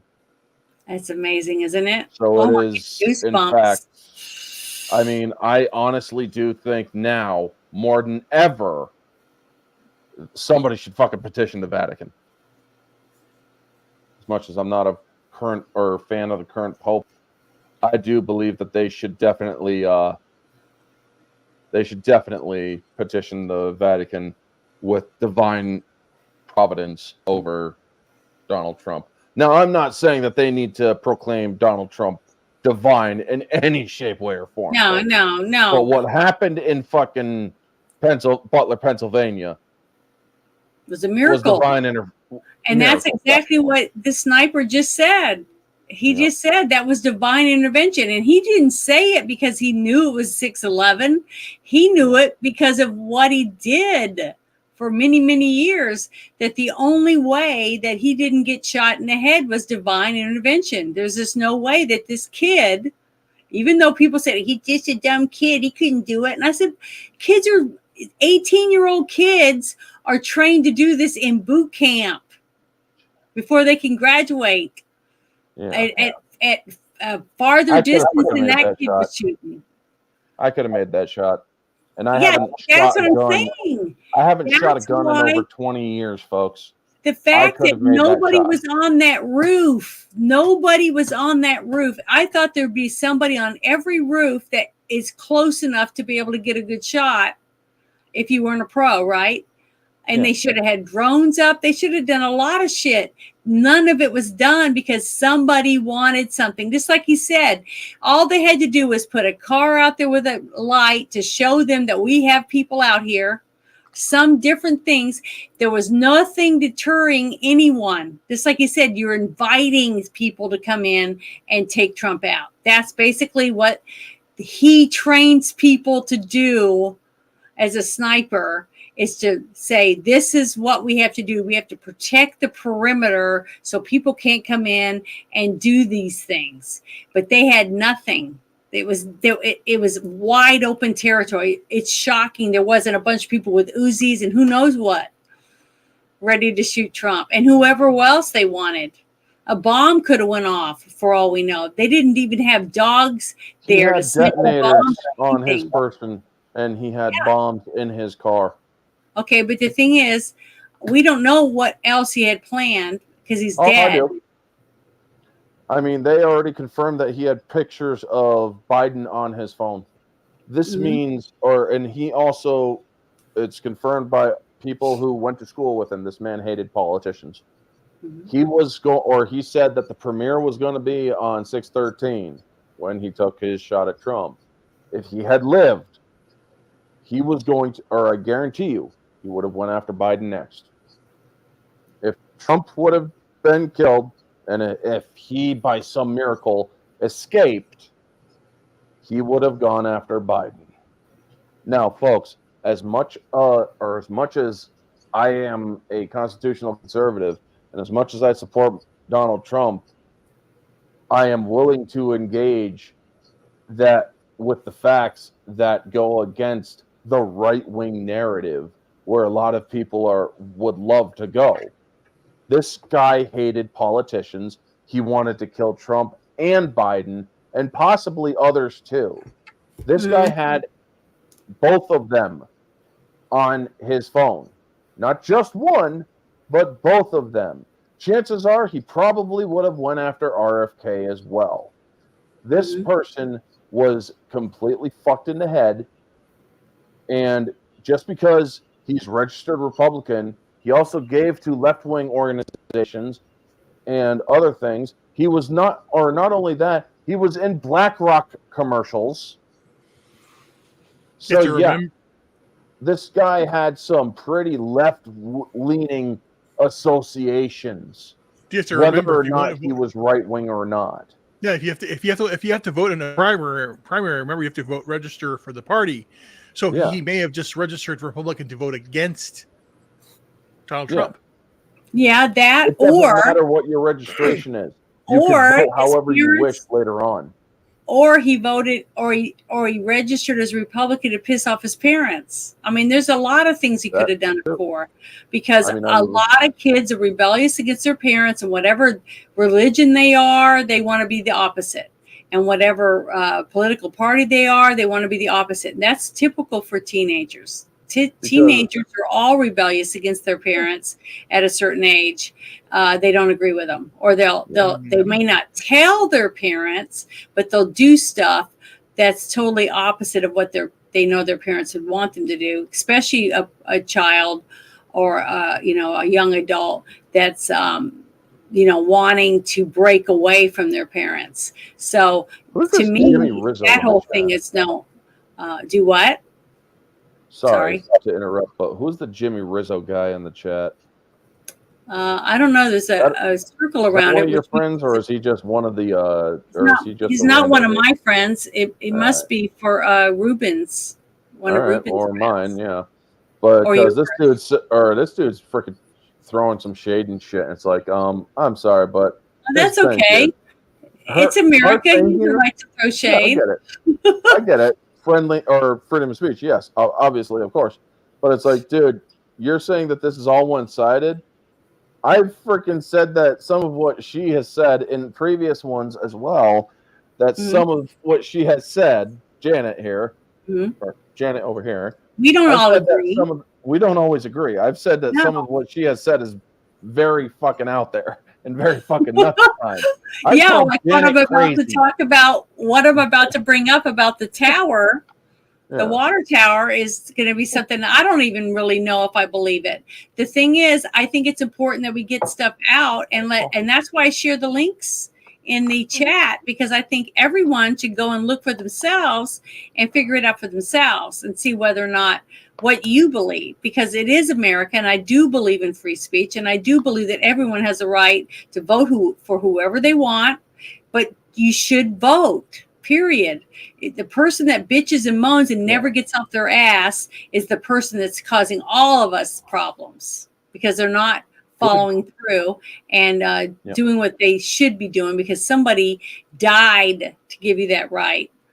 Okay, to make this country what it is today, the freest country in the world. Even with all the problems that we have right now, we still have freedom to own a weapon, the freedom to own your own home, freedom to speak out against your government, to burn our flag, all these things. And I still believe that everyone should have the right to do that, period. Even if I wouldn't do it. May not agree with it, but I will support your ability to do it.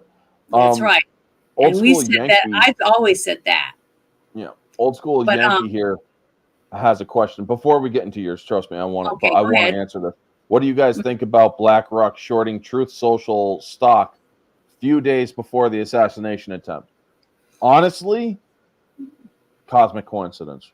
However, I am not going to didn't they fix that now? I have no idea. I think they fixed it. I thought I saw that they said it was a mistake, blah, blah, blah, a clerical mistake or whatever. So as long as people got their money back and that they didn't lose money, the people that own the stock, I think that it could be a mistake. But if people did lose money and it's not been corrected, then they need to correct it. Yeah. Period. But then basically trying to short the stock for Truth Social, because they know folks, if Donald Trump was assassinated, Truth Social stock plummets completely. Yeah. Mm-hmm. But the thing is, if somebody does try to sell shares or anything. Watching the stock market and then seeing an event happen, there should be an automatic investigation into any sort of odd trading that goes on. Yeah, isn't that And why? yeah. What was her name? The cook, the famous TV cook that went to jail for insider Martha trading. Stewart. Yeah, Martha Stewart. So people do go to jail for trying to rip off people, and they should. And I wish more people that are, that do those things could go to jail. I don't know that much about stocks and stuff, but if somebody is stealing from another person by lying to them or showing them fake documents, it's the same thing as some of these scammers, that pretend to be somebody they're not, to get people to give them money or to get nude pictures of someone so they can blackmail them. All those things that should all be punishable by crimes, to go to jail, or make them pay back the person the money they stole. I mean, I did a show a couple weeks back and I talked about that young boy. He was 12 when he first started, and he was 13 when he committed suicide in his front yard because he had Snapchat, and someone got on Snapchat and acted like they were a 13-year-old girl and got him to send risque pictures of himself to them on Snapchat. And then after he did, they started sending him messages saying, if you don't send me $25 every day on PayPal, I'm going to show everybody your picture.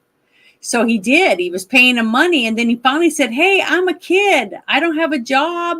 I have no way to keep paying you. My parents are going to turn this off and I'm not going to have any money.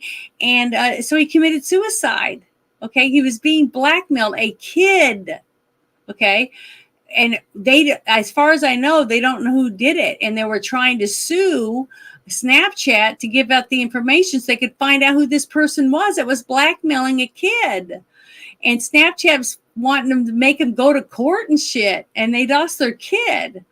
So stupid shit like that has got to be, we've got to do something about stopping these sickos from being able to steal and swindle people. There's got to be something you can do, because not everybody is a grown person that knows that they're being swindled. They just, for whatever reason, and we have to have some rights for these people, some way of retribution, of getting their money back, just like what they were saying about the being shorted for the stock. Now, if you dig into it and you find out that, there's too many things that aren't adding up, that maybe people were involved in trying to scam people, or someone knew that someone was going to shoot somebody or something like that, then the people should be punished for it. But they should do it through the courts, the way our forefathers set up the courts, okay, for a reason, for us to have law and order, something that a lot of people that came to America when we first started were trying to get away from the tyranny of a king being able to just throw their weight around because they don't like you, or because you're married to the woman he's in love with, or whatever, persecution, like basically what we've seen over these last 2 years of what they did to Trump through lawfare, okay? And the same thing they're doing right now still with the January 6ers. Misdemeanors, and these people have been in jail for 3 years over it and lost everything, their homes, their jobs, and all of our misdemeanors. I mean, it's just ridiculous that they're able to get away with all this shit. And that means they don't believe in the Constitution, because basically they've wiped their asses with our Constitution or those people's rights. Okay. And I think it's ridiculous. So, and I didn't go to the Capitol. I wasn't there, but all I can tell you is not one person's been charged with insurrection. Not one person's been found guilty of insurrection, but that's all you hear. That's all you hear about. But not one person's been convicted of it. So it's ridiculous. They shouldn't even be allowed to say it, because it wasn't an insurrection. If it was an insurrection, a real insurrection in the country where we have 300 million people and over half of them have guns, and nobody shows up with guns to take over the Capitol. I mean, come on. That proves that it was an insurrection. It's just ridiculous, I think. But let me pull this up now, this whole thing. I thought it was interesting. And it was a totally different perspective that I didn't know that much about. But one of the tweets that I saw at this first thing this morning was that they said that the area around the tower was cordoned off by cops, and there was police presence there looking at something. And then it was about an hour or so later, I saw this. So I thought, this is interesting. Now, I don't know. I don't think there was a second shooter unless it was somebody that was trying to take out the shooter, the original shooter. So I don't know. But I just thought it was interesting. It says, breaking, sniper seen using a zip line off of the water tower. And then it says, if this is true, it's going to blow the entire Trump Butler rally shooting completely open. A sniper was seen on the tower and used a zip line to escape back into the trees where an SUV registered to the Department of Agriculture. This is what they posted. And then it says, we have been telling everyone about this water tower since second one. So this was the first thing. I'll click on it. Can you guys see this that I clicked on? It says, we have tracked the black SUV and have picked up our phantom water tower sniper that escaped using a zip line via the backside of the water tower onto the trees and then on foot a short jaunt to Meridian Road with 100% confidence based on cell phone data. That particular sniper was FBI, and the SUV was registered to the Department of Agriculture. So that's what this one said. And then the next one is a video. It just shows different angles with the... All right, everybody, welcome back. July 17th, 2024, and we're looking at Butler Farms. And we're here once again so I can explain to people how the botched Secret Service plan here is being completely covered up in the media. Now they're saying that there was a sniper team in the building that this Thomas Shooter kid was on, but they claim they were in the second story window. The problem is this building does not have a second story. This building has a second story, which means the sniper team was set up in these windows here facing Trump. So once again, they're expecting us to believe that the Secret Service is looking out of these windows 1 story higher than this building and still had no clue that there was someone sitting right here aiming a gun at Trump. Guys, you need to start using your brain. This is impossible. There is no way that Secret Service was in this building with a sniper team and did not see everything on this roof. At first, they tried telling you the sniper team was in this building. Then they had to change it to a second story window, which only exists in the building behind this building, which is why I'm constantly telling people that the water tower is at play here. The water tower was used. This kid on the roof over here is a total distraction. This is what they wanted you to see. That's why he was there for over a half hour and wandering around looking like a total idiot, and no one did anything about it. There's a reason for that. We also saw a bullet bounce off the railing back here where the stage was set up. So bullets were coming from multiple angles. Now, I know this video doesn't have much in it besides what we're looking at here on Google Earth, but that's literally all we need. Again, just think about what they're telling you. A sniper team in the second story window? Absolutely impossible. That did not happen. This is a 1-story building. That is a 2-story building. This is where they say the shooter was, right about here. And they're expecting us to believe that a trained sniper team were in these windows right here. My friends, what more do you need? And my final thought here, okay, let's say, for example, that sniper team was in the building underneath where the shooter was. That means they were looking out the windows directly facing Trump while all these people were pointing out the person on the roof. So now you got to tell me that the Secret Service didn't even see that happening from the windows. So what were they even watching if they were in the building looking out the window? This is absolutely insane, my friends. Let me know your thoughts below. I'll have more throughout the day. Take care. Bye-bye. Okay, that's that one. And then here's the other one. All right, everybody, welcome back. I have some weird information to share with you right now. And of course, this is all pure speculation. I have no solid proof of this, but this is some incredible information I've come across. And we are looking at Butler Farm Show. Obviously, many of you know this area now as the site of the attempted assassination of Donald Trump. This is absolutely crazy. And I know many of you know this area already, but just to clarify, Trump was about right here on stage. The first first sniper team was set up right about here. The second was apparently set up back here, and the shooter was right about here. Now, there's something I need you to notice, and for those of you that are into gematria and the numbers of a lot of these events, this is going to blow your mind. So, many people talking about either multiple shooters or this person being a patsy and not shooting the wall. Take a look at what's just outside this building. We're looking at a water tower that has a perfect angle if somebody were up here to have a shot at Trump. Take a look at this angle right here. This would actually make a lot more sense than somebody being on the roof, even though it seems based on public video, there was in fact someone up there and possibly firing. But as far as the multiple shooter theory, which many people heard, there were bullets coming from other directions. This water tower would be the number one spot I would pick, or I think any sort of military expert would pick as a site to put a gunman if they were going to try to pull this off. Now, that's not all I got. Wait till you see how this relates to gematria. Wait until you see this. When you type in water tower, you get an ordinal number of 148 and also the 49 in reduction. Look what happens when you type in Donald J. Trump.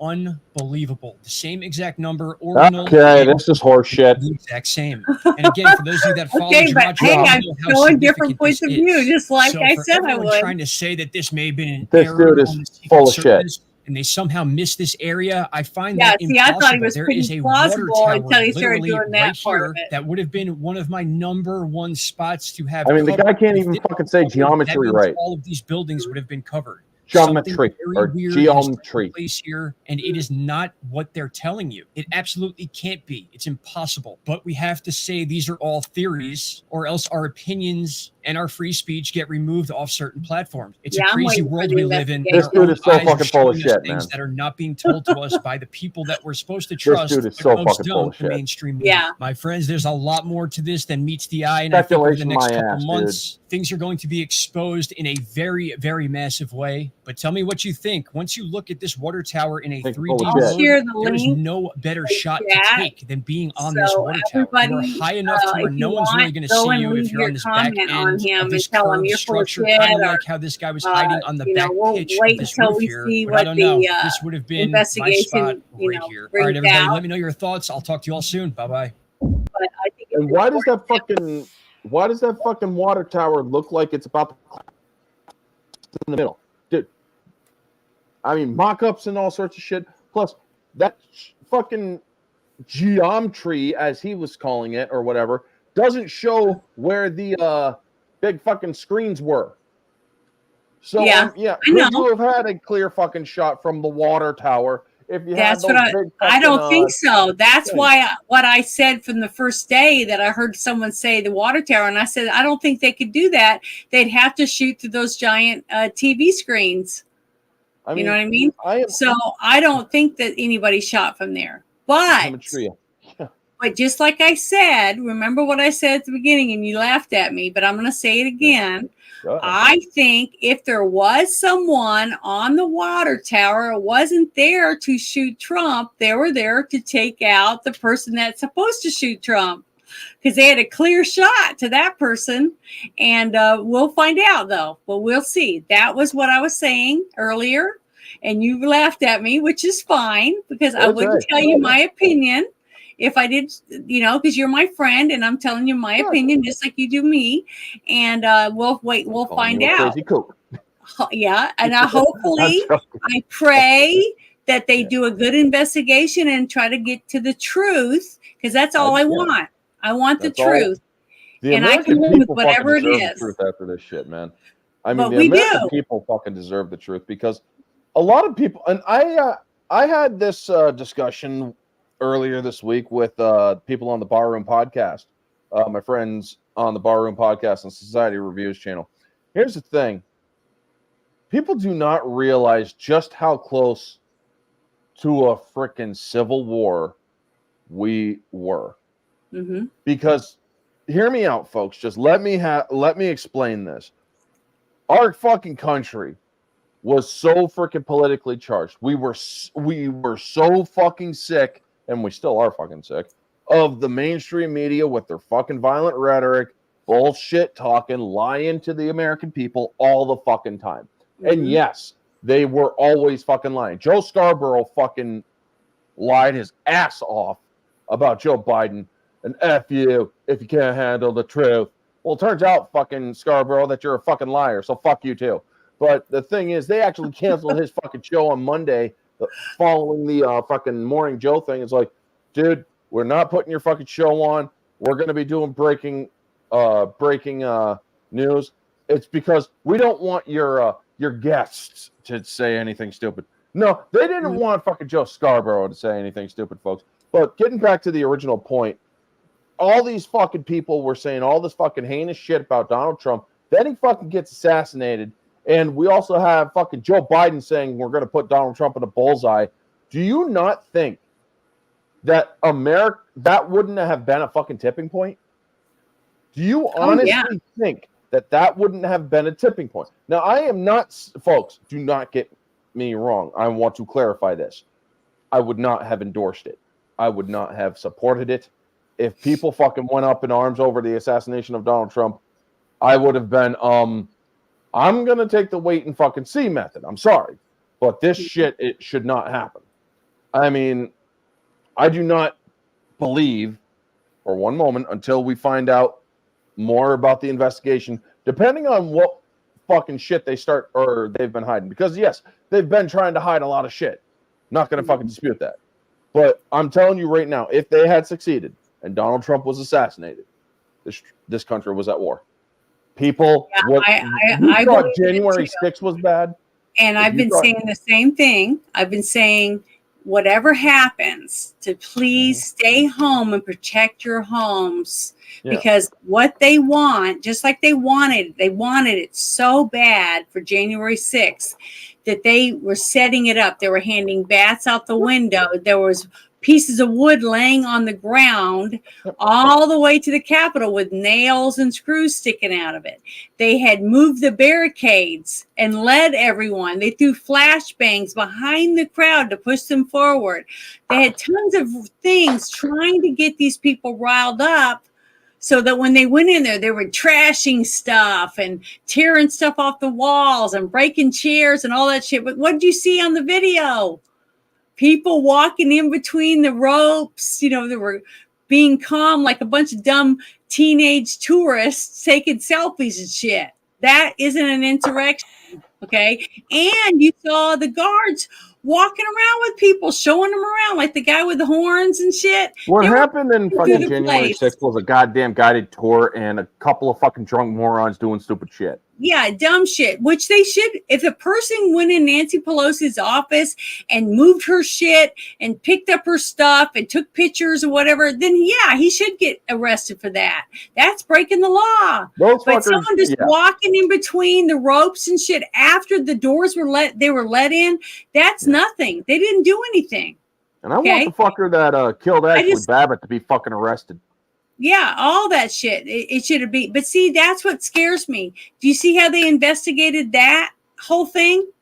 With all the evidence they had, all the video. Senate, that's what I'm afraid of. It's going to happen with this. The same people that investigated that incident, if they're the same people investigating this, I don't expect the truth from it. We have a Republican Congress. I don't care. Most of them are rhinos. It was a Democratic Congress.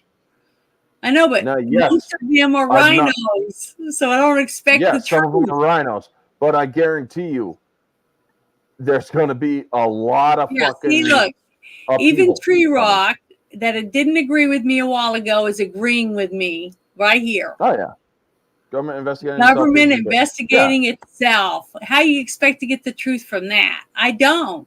That's why it's going to be up to us. That's why they need to allow civilians in. Dan Bongino said he's getting phone call after phone call after phone call from the Secret Service people that don't want to come out, but they're calling them saying, "Man, we're screwed. This place is nuts. These people do not know what they're doing. All this different shit." So hopefully, the truth will come out and it will force them to have to fix shit. That's what if you have a house and you buy it, okay, and they say that an inspector came in, everything's great, the electricity's awesome, and the pipes are all great. and you get moved in, and within 6 months you find leak after leak after leak after leak, and then you find outlets that sparks are coming out of it and shit. Are you going to believe that they inspected the place? No. You're going to say, I got fucking ripped off. Okay. And basically, as you and I, as all of us as taxpayers, we're getting ripped off because every single thing that they've been doing for investigation wise or whatever, of all these different things that's happened since Biden's been in office, they haven't done shit. They hid the laptop. That was misinformation. They pretended it was from Russia when it wasn't. Now it's proven and used in court that it really was his laptop, and that shit that's on there about him snorting coke off of little girls' asses and all the other shit, paying for prostitutes and everything, that's all real. All of it's real. It's slowly coming out, but see how good a job the FBI, the Secret Service, and all these people did at hiding all this shit, along with the media hiding it from us. So it's up to us to be independent journalists and dig. Share links. Let people watch these videos over and over again, and people will figure this out. It'll be us doing it. It won't have a bunch of people running off half-cocked with guns to shoot at people that they think are guilty when they end up later on, they aren't. That's what I was telling some people about this. There was a movie that came out, and it was really, really intense. And it was this woman that she had gotten raped, gang raped and stuff. And the husband gets her out of the hospital and stuff. He's taking her home. They're driving down the road, and she says, "That's him. That's him." And he goes, "Who?" "That's the guy that raped me." So he pulls over, he gets out, he tells her, "Stay in the car, I'll be right back." And he follows this guy a couple blocks away into an alley, and he kills the guy. He kills him. He turns around and leaves. He goes back to his car, he gets in, and he goes, "I got rid of him." She hugs him, and they're crying and they're hugging. And she's saying, "Thank you, thank you, thank you." And then they pull out and they start to drive. And then she goes, "That's him. That's him." Because she's not normal now after what happened to her. So now she sees him everywhere. So that's what I don't want to see happen to people. That's why I tell people, stay home, take care of your family, use your weapon to protect your family. Because who knows who's going to try to come in if chaos hits the streets, right? Don't go off half-cocked and leave your family unprotected. That's what I'm telling people. Protect your homes because we don't know what's coming. We don't know what's coming. Well, let our military take care of whatever they're supposed to take care of, hopefully. Our military, I mean the people in your state that are in the National Guard, those people that I don't think will come and turn on you in your own state. I don't think that will happen. I think they are part of us and they'll protect us. That's what I think. So, but I do have my guns and I'm ready to protect my home and my property and my family. So that's what I'm telling people. Do it. Take care of your family. A friend of mine was talking to me last week, and do you know the significance of a black flag? I think that means that that you are stepping out of the government, or you no longer believe in the government protecting you, or something like that. That's black pill. That's black pill. I'm talking about black flag. So if you hang a black flag outside your house, the government will essentially leave your house alone because you are essentially telling the government, if you step onto my property with any intent to unlawfully do anything against our constitutional rights, I am showing you no quarter. Do you know what no quarter means? Yeah. It means yes, it's what's known as the no quarter flag. The black flag means you are government entity. You're not allowed here unless you are serving a lawful warrant, and in which you come to take my guns or anything like that, I will not leave a single one of you alive. Mm-hmm. Now, me, folks, I'm not saying I'm going to hang a black flag out my window or outside of my house because, well, I don't have one. However, I will always be flying the red, white, and blue. But speaking of flags and shit, did you see the Time magazine thing? Because that was one thing I also wanted to talk about, folks. You see, or let me go to the bookmarks here. Let's see here. Yeah, Time magazine shared this image. This is our new cover for August 5th. Yeah. Except the original August 5th cover that they were going to have was the iconic photo. Yeah. But they're not going to use Time it. magazine decided to censor this for a very specific reason. They said it's propaganda. They do not want that photo shared because it's making Trump look good. Yeah. I remember somebody talking about that. I kind of find that real fucking disturbing. These people are fucking evil. I mean, Tim Pool said it best. These people are fucking evil. That if you are taking down an iconic photo because it's making Trump look good, we want to put up a different one. That photo that you guys are going to try to censor is going to be in fucking history books, whether you like it or not.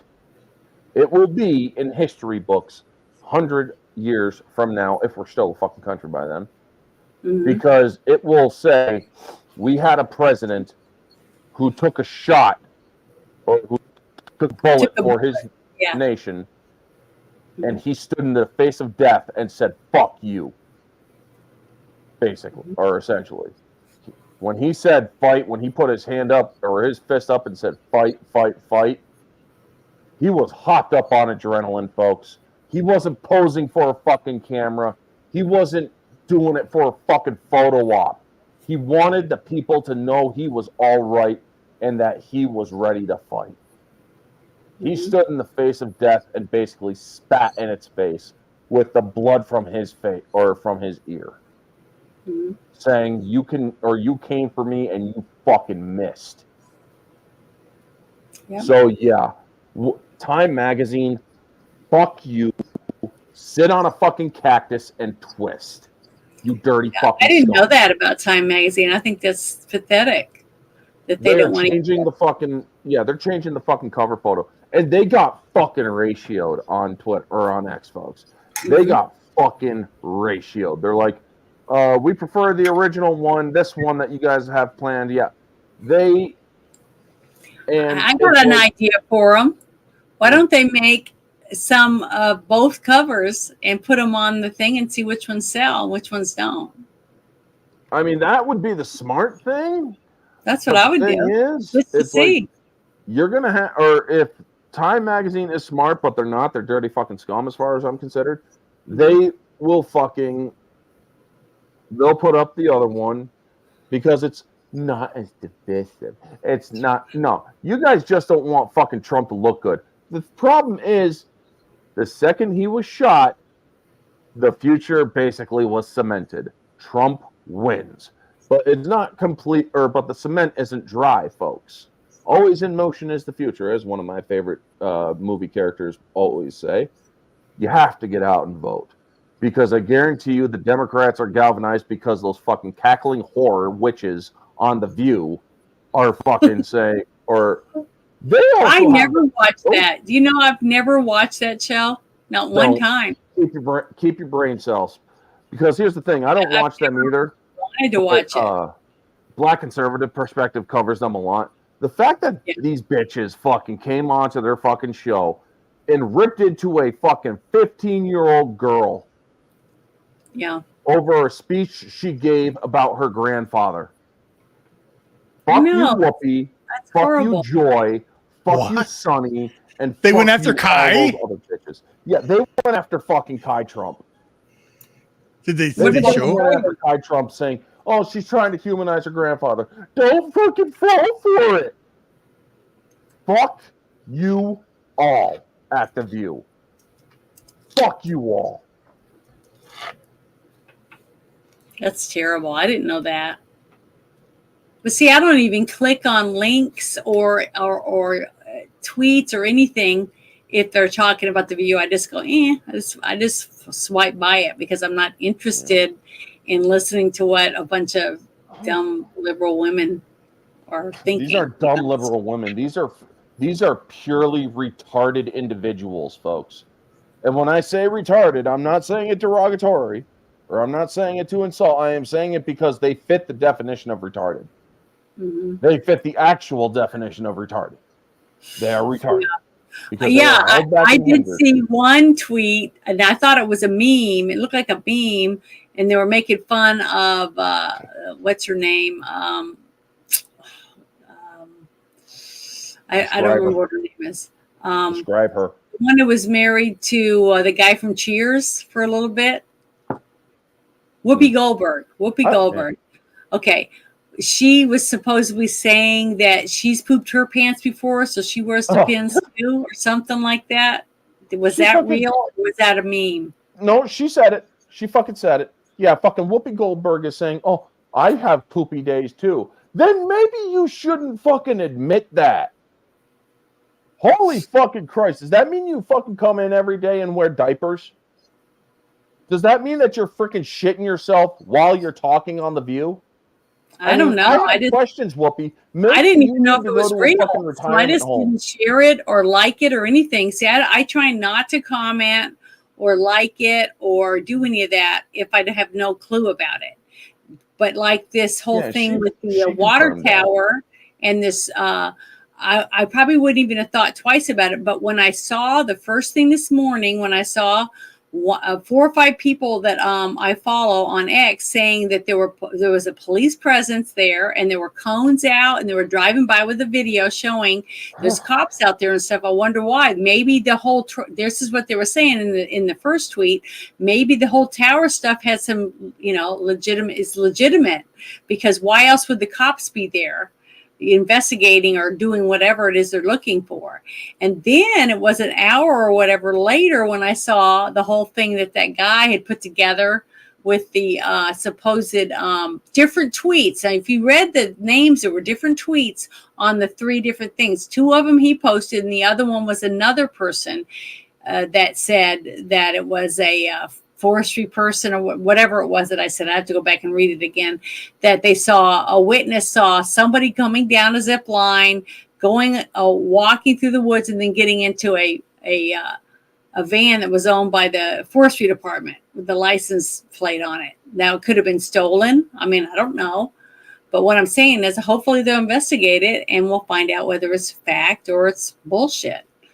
But if people don't see it, no one talks about it, then how is it going to get investigated? You see, the thing is us investigating is what pushes it to get looked at by real people. You know what I mean?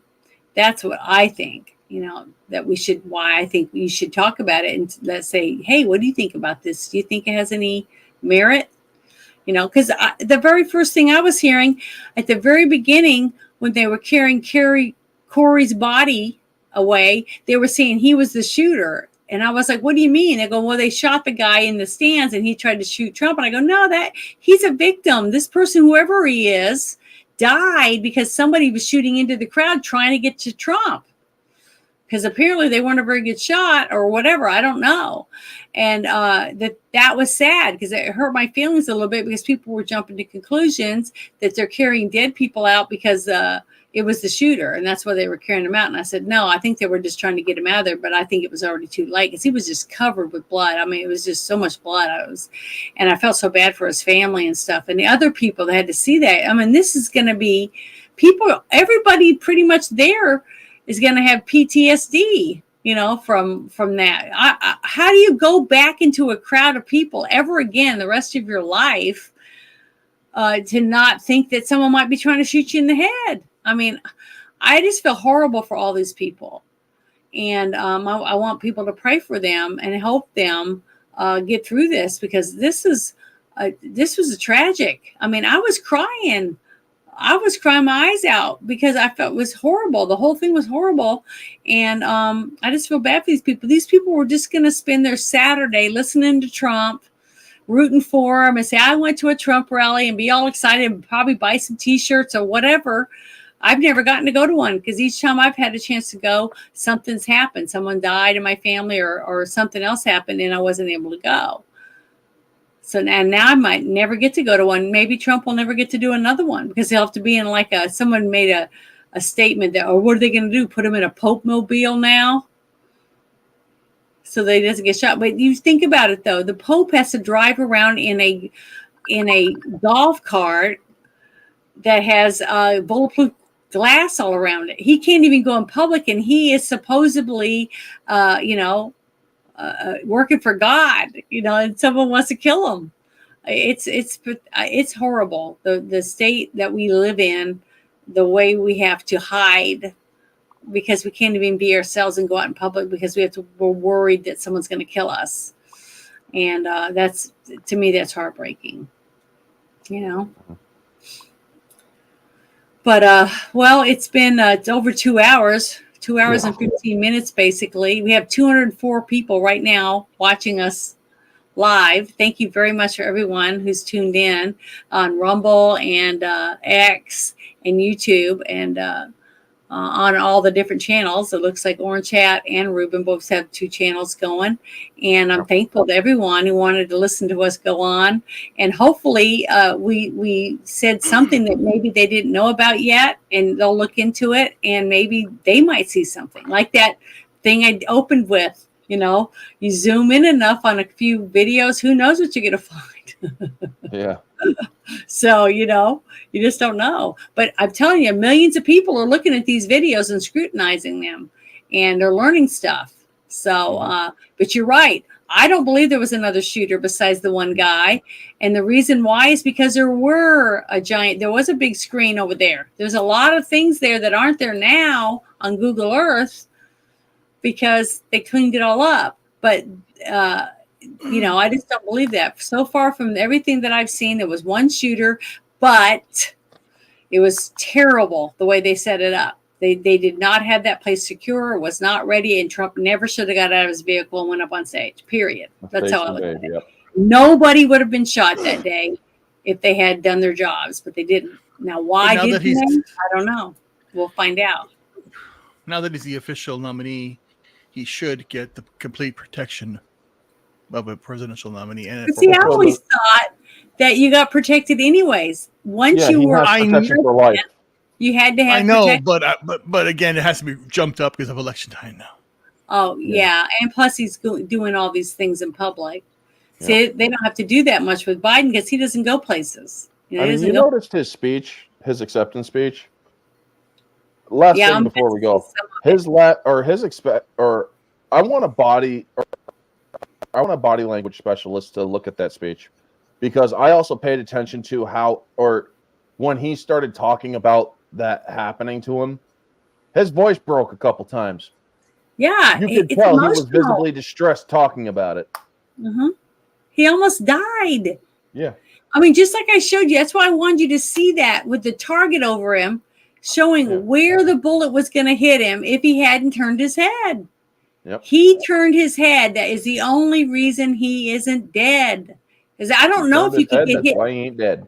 I know, but the thing is, where he would have been hit, I don't think he could have lived through that. He wouldn't have. He would have had his brains blown out. That's what I'm saying. So he is visibly shaken up, and I could tell. I was telling people the next day after when he gave his speech and everything, I said, just seeing him each day, the very first day he went out there, he just seemed, he looked sad to me. He looked like he's realized now, even though they were after his ass the whole time with all this lawfare and the lies and the mudslinging and all that stuff. And then they put the guy, the other 2 guys, one in Florida in jail, they, with all this lawfare that they were doing and, all that. But then to actually see someone shoot you, okay, and shoot other people to get to you, the weight that must be on him. And that's why I'm so proud that he went to his service. his funeral, and I don't know. It's humbling, and I guarantee he's humbled right now. He's very humbled, and he's thankful that he's alive. And his poor wife and his family. I am praying for all of them because I lost my niece in a car accident, and I just remember when her husband called my house trying to get a hold of my sister because he didn't have her number, and he was hysterical with what happened. It was heartbreaking just to hear his voice and the way he was talking and high pitched, squealy. It didn't even sound like him. It sounded like a totally different person. But you react a certain way when you see death. And when my brother-in-law went to her car to get things out of it, it was blood everywhere and all that, and he had to deal with that. I don't know how he did it. I don't know how some people can deal with things and other people just collapse. They just can't. It's a horrible thing.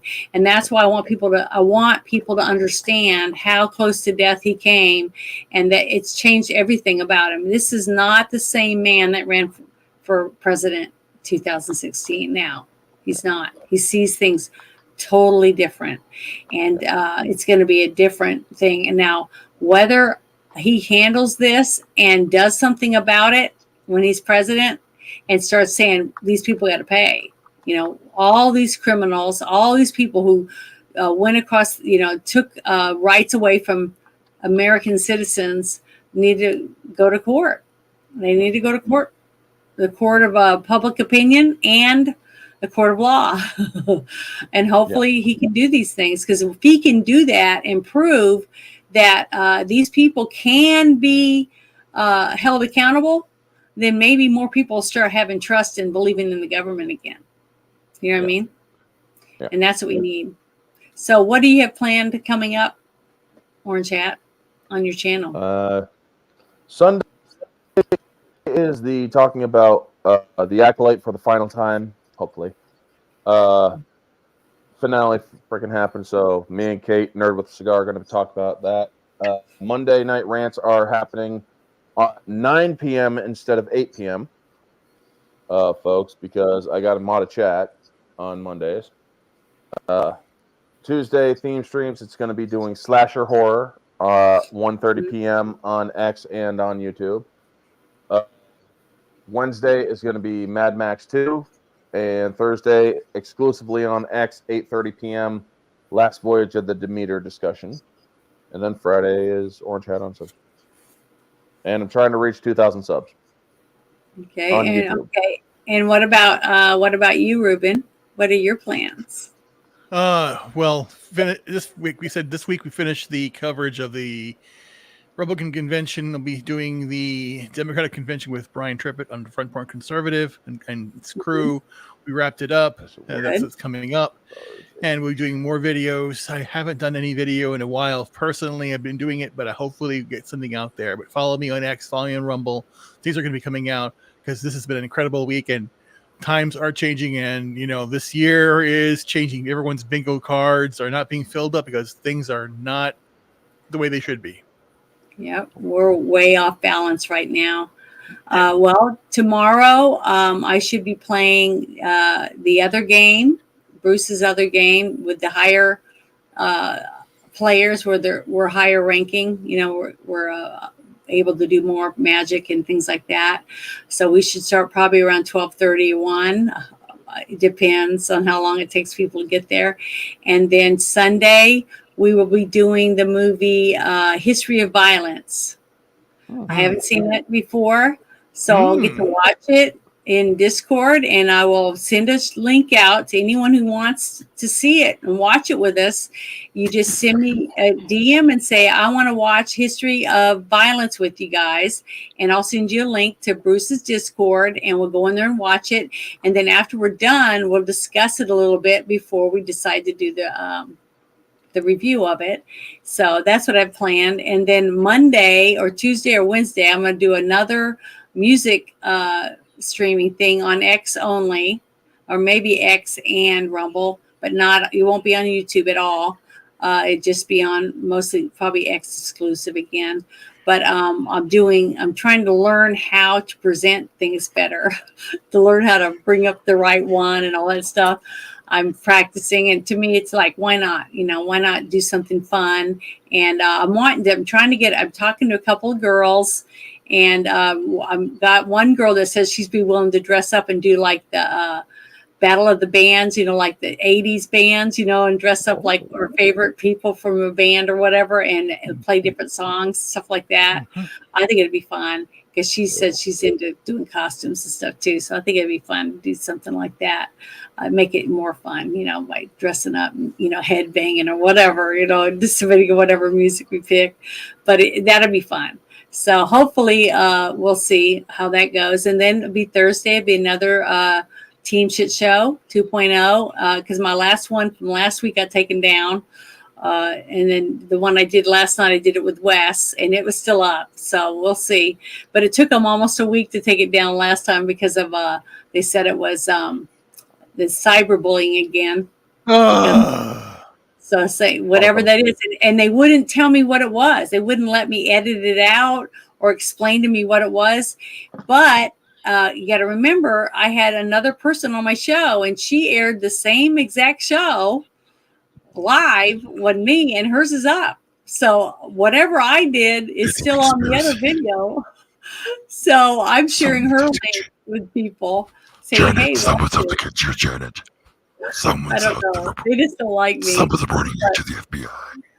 I know they're going to turn me in, but it was basically about the embryos that they aborted embryos that they used to make different vaccines. That's basically what we talked about, and then we talked about personal things that happen, for children. So yeah, basically that's what it was, and they didn't like it. So I was cyberbullying somebody. I guess the people that made the vaccines. I guess that's who they were mad at me for. So I took the class and kissed ass because I like to keep my name, Janet from Another Planet. But if I lose it, I won't have it. I'm not going to stay. I'm not going to make another one. If I lose this one, I will not start a whole new channel. So I'll just be on Rumble and X and on TikTok and on Instagram. I'll just stay on those things. Don't worry about it. But I'm not monetized yet, so I won't be losing anything basically. But I enjoy doing it. I enjoy trying to do different things, and if they don't want me on their platform, then I guess they don't want me. And if we were smart, we had somewhere else to go, we wouldn't come back. Because if you get rid of all of us, who's going to put content on there? Right. If you think about it, and if we all find a better place to go that treats us more fair, I'm starting to spend more and more time on X than I am on YouTube. So if X keeps growing and I keep growing on X, I won't need to use YouTube anymore, which is sad, because I've met so many nice people on YouTube. A lot of my friends are on here, so I want to stay. But if they don't want me, I'm not begging. I'm not gonna beg to keep my name if they don't want me to have it.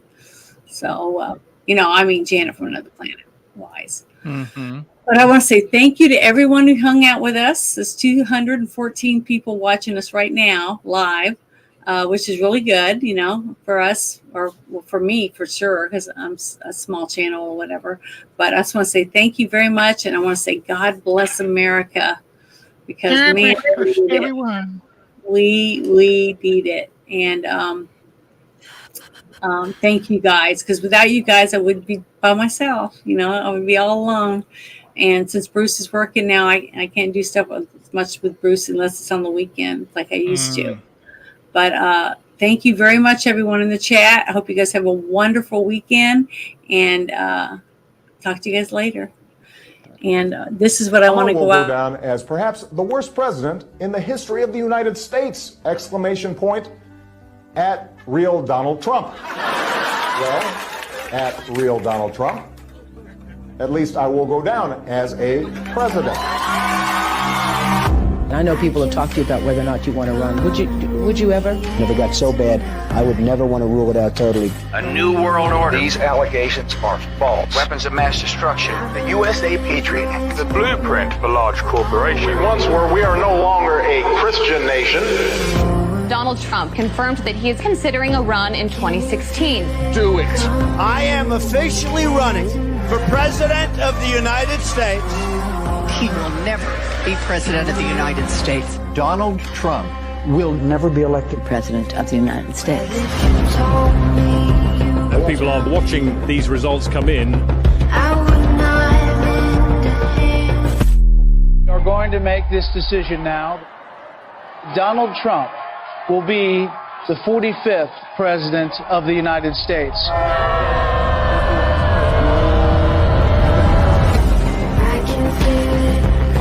Does it ever seem to you that President Trump has done more than any president in modern history? In the 10 years I've been involved in politics, I've never seen an administration hit the ground running like this. I could spend the rest of the hour laying out the accomplishments under the Trump presidency, despite everything thrown at him. The market just had its 12th straight record close. Taking action to save as many kids as they can. We were energy independent under the Trump administration. More Americans reported being employed than ever. Helping those who have served our country in the military to get access to mental health care. The Great American Outdoors Act is the largest single piece of legislation to support our national parks and public lands. Created more than 7 million good-paying jobs. Websites can be held liable in court for having sex trafficking content. The Abraham Accords, which for any other president would have been multiple peace prizes. America did not enter into a foreign war. The employment rate in the U.S. fell to 3.5%. The First Step Act eases federal sentencing for nonviolent offenders. Increased funding for historically black colleges and universities. Allows terminally ill patients easier access to experimental drugs.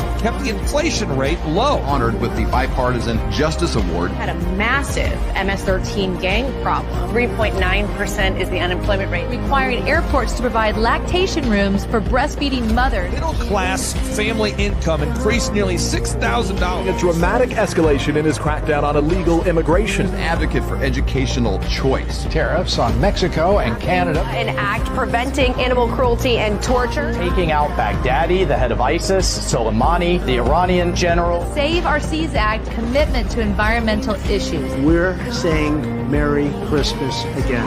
Community development in low-income urban and rural communities. Help us to remember the importance of fighting off tyranny. Pulling out of UNESCO, the World Health Organization, the Paris Climate Accords, reassessing NATO and the United Nations. Stood up for Christianity and the Constitution more than any president in American modern history. We are stopping the attacks on Judeo-Christian values.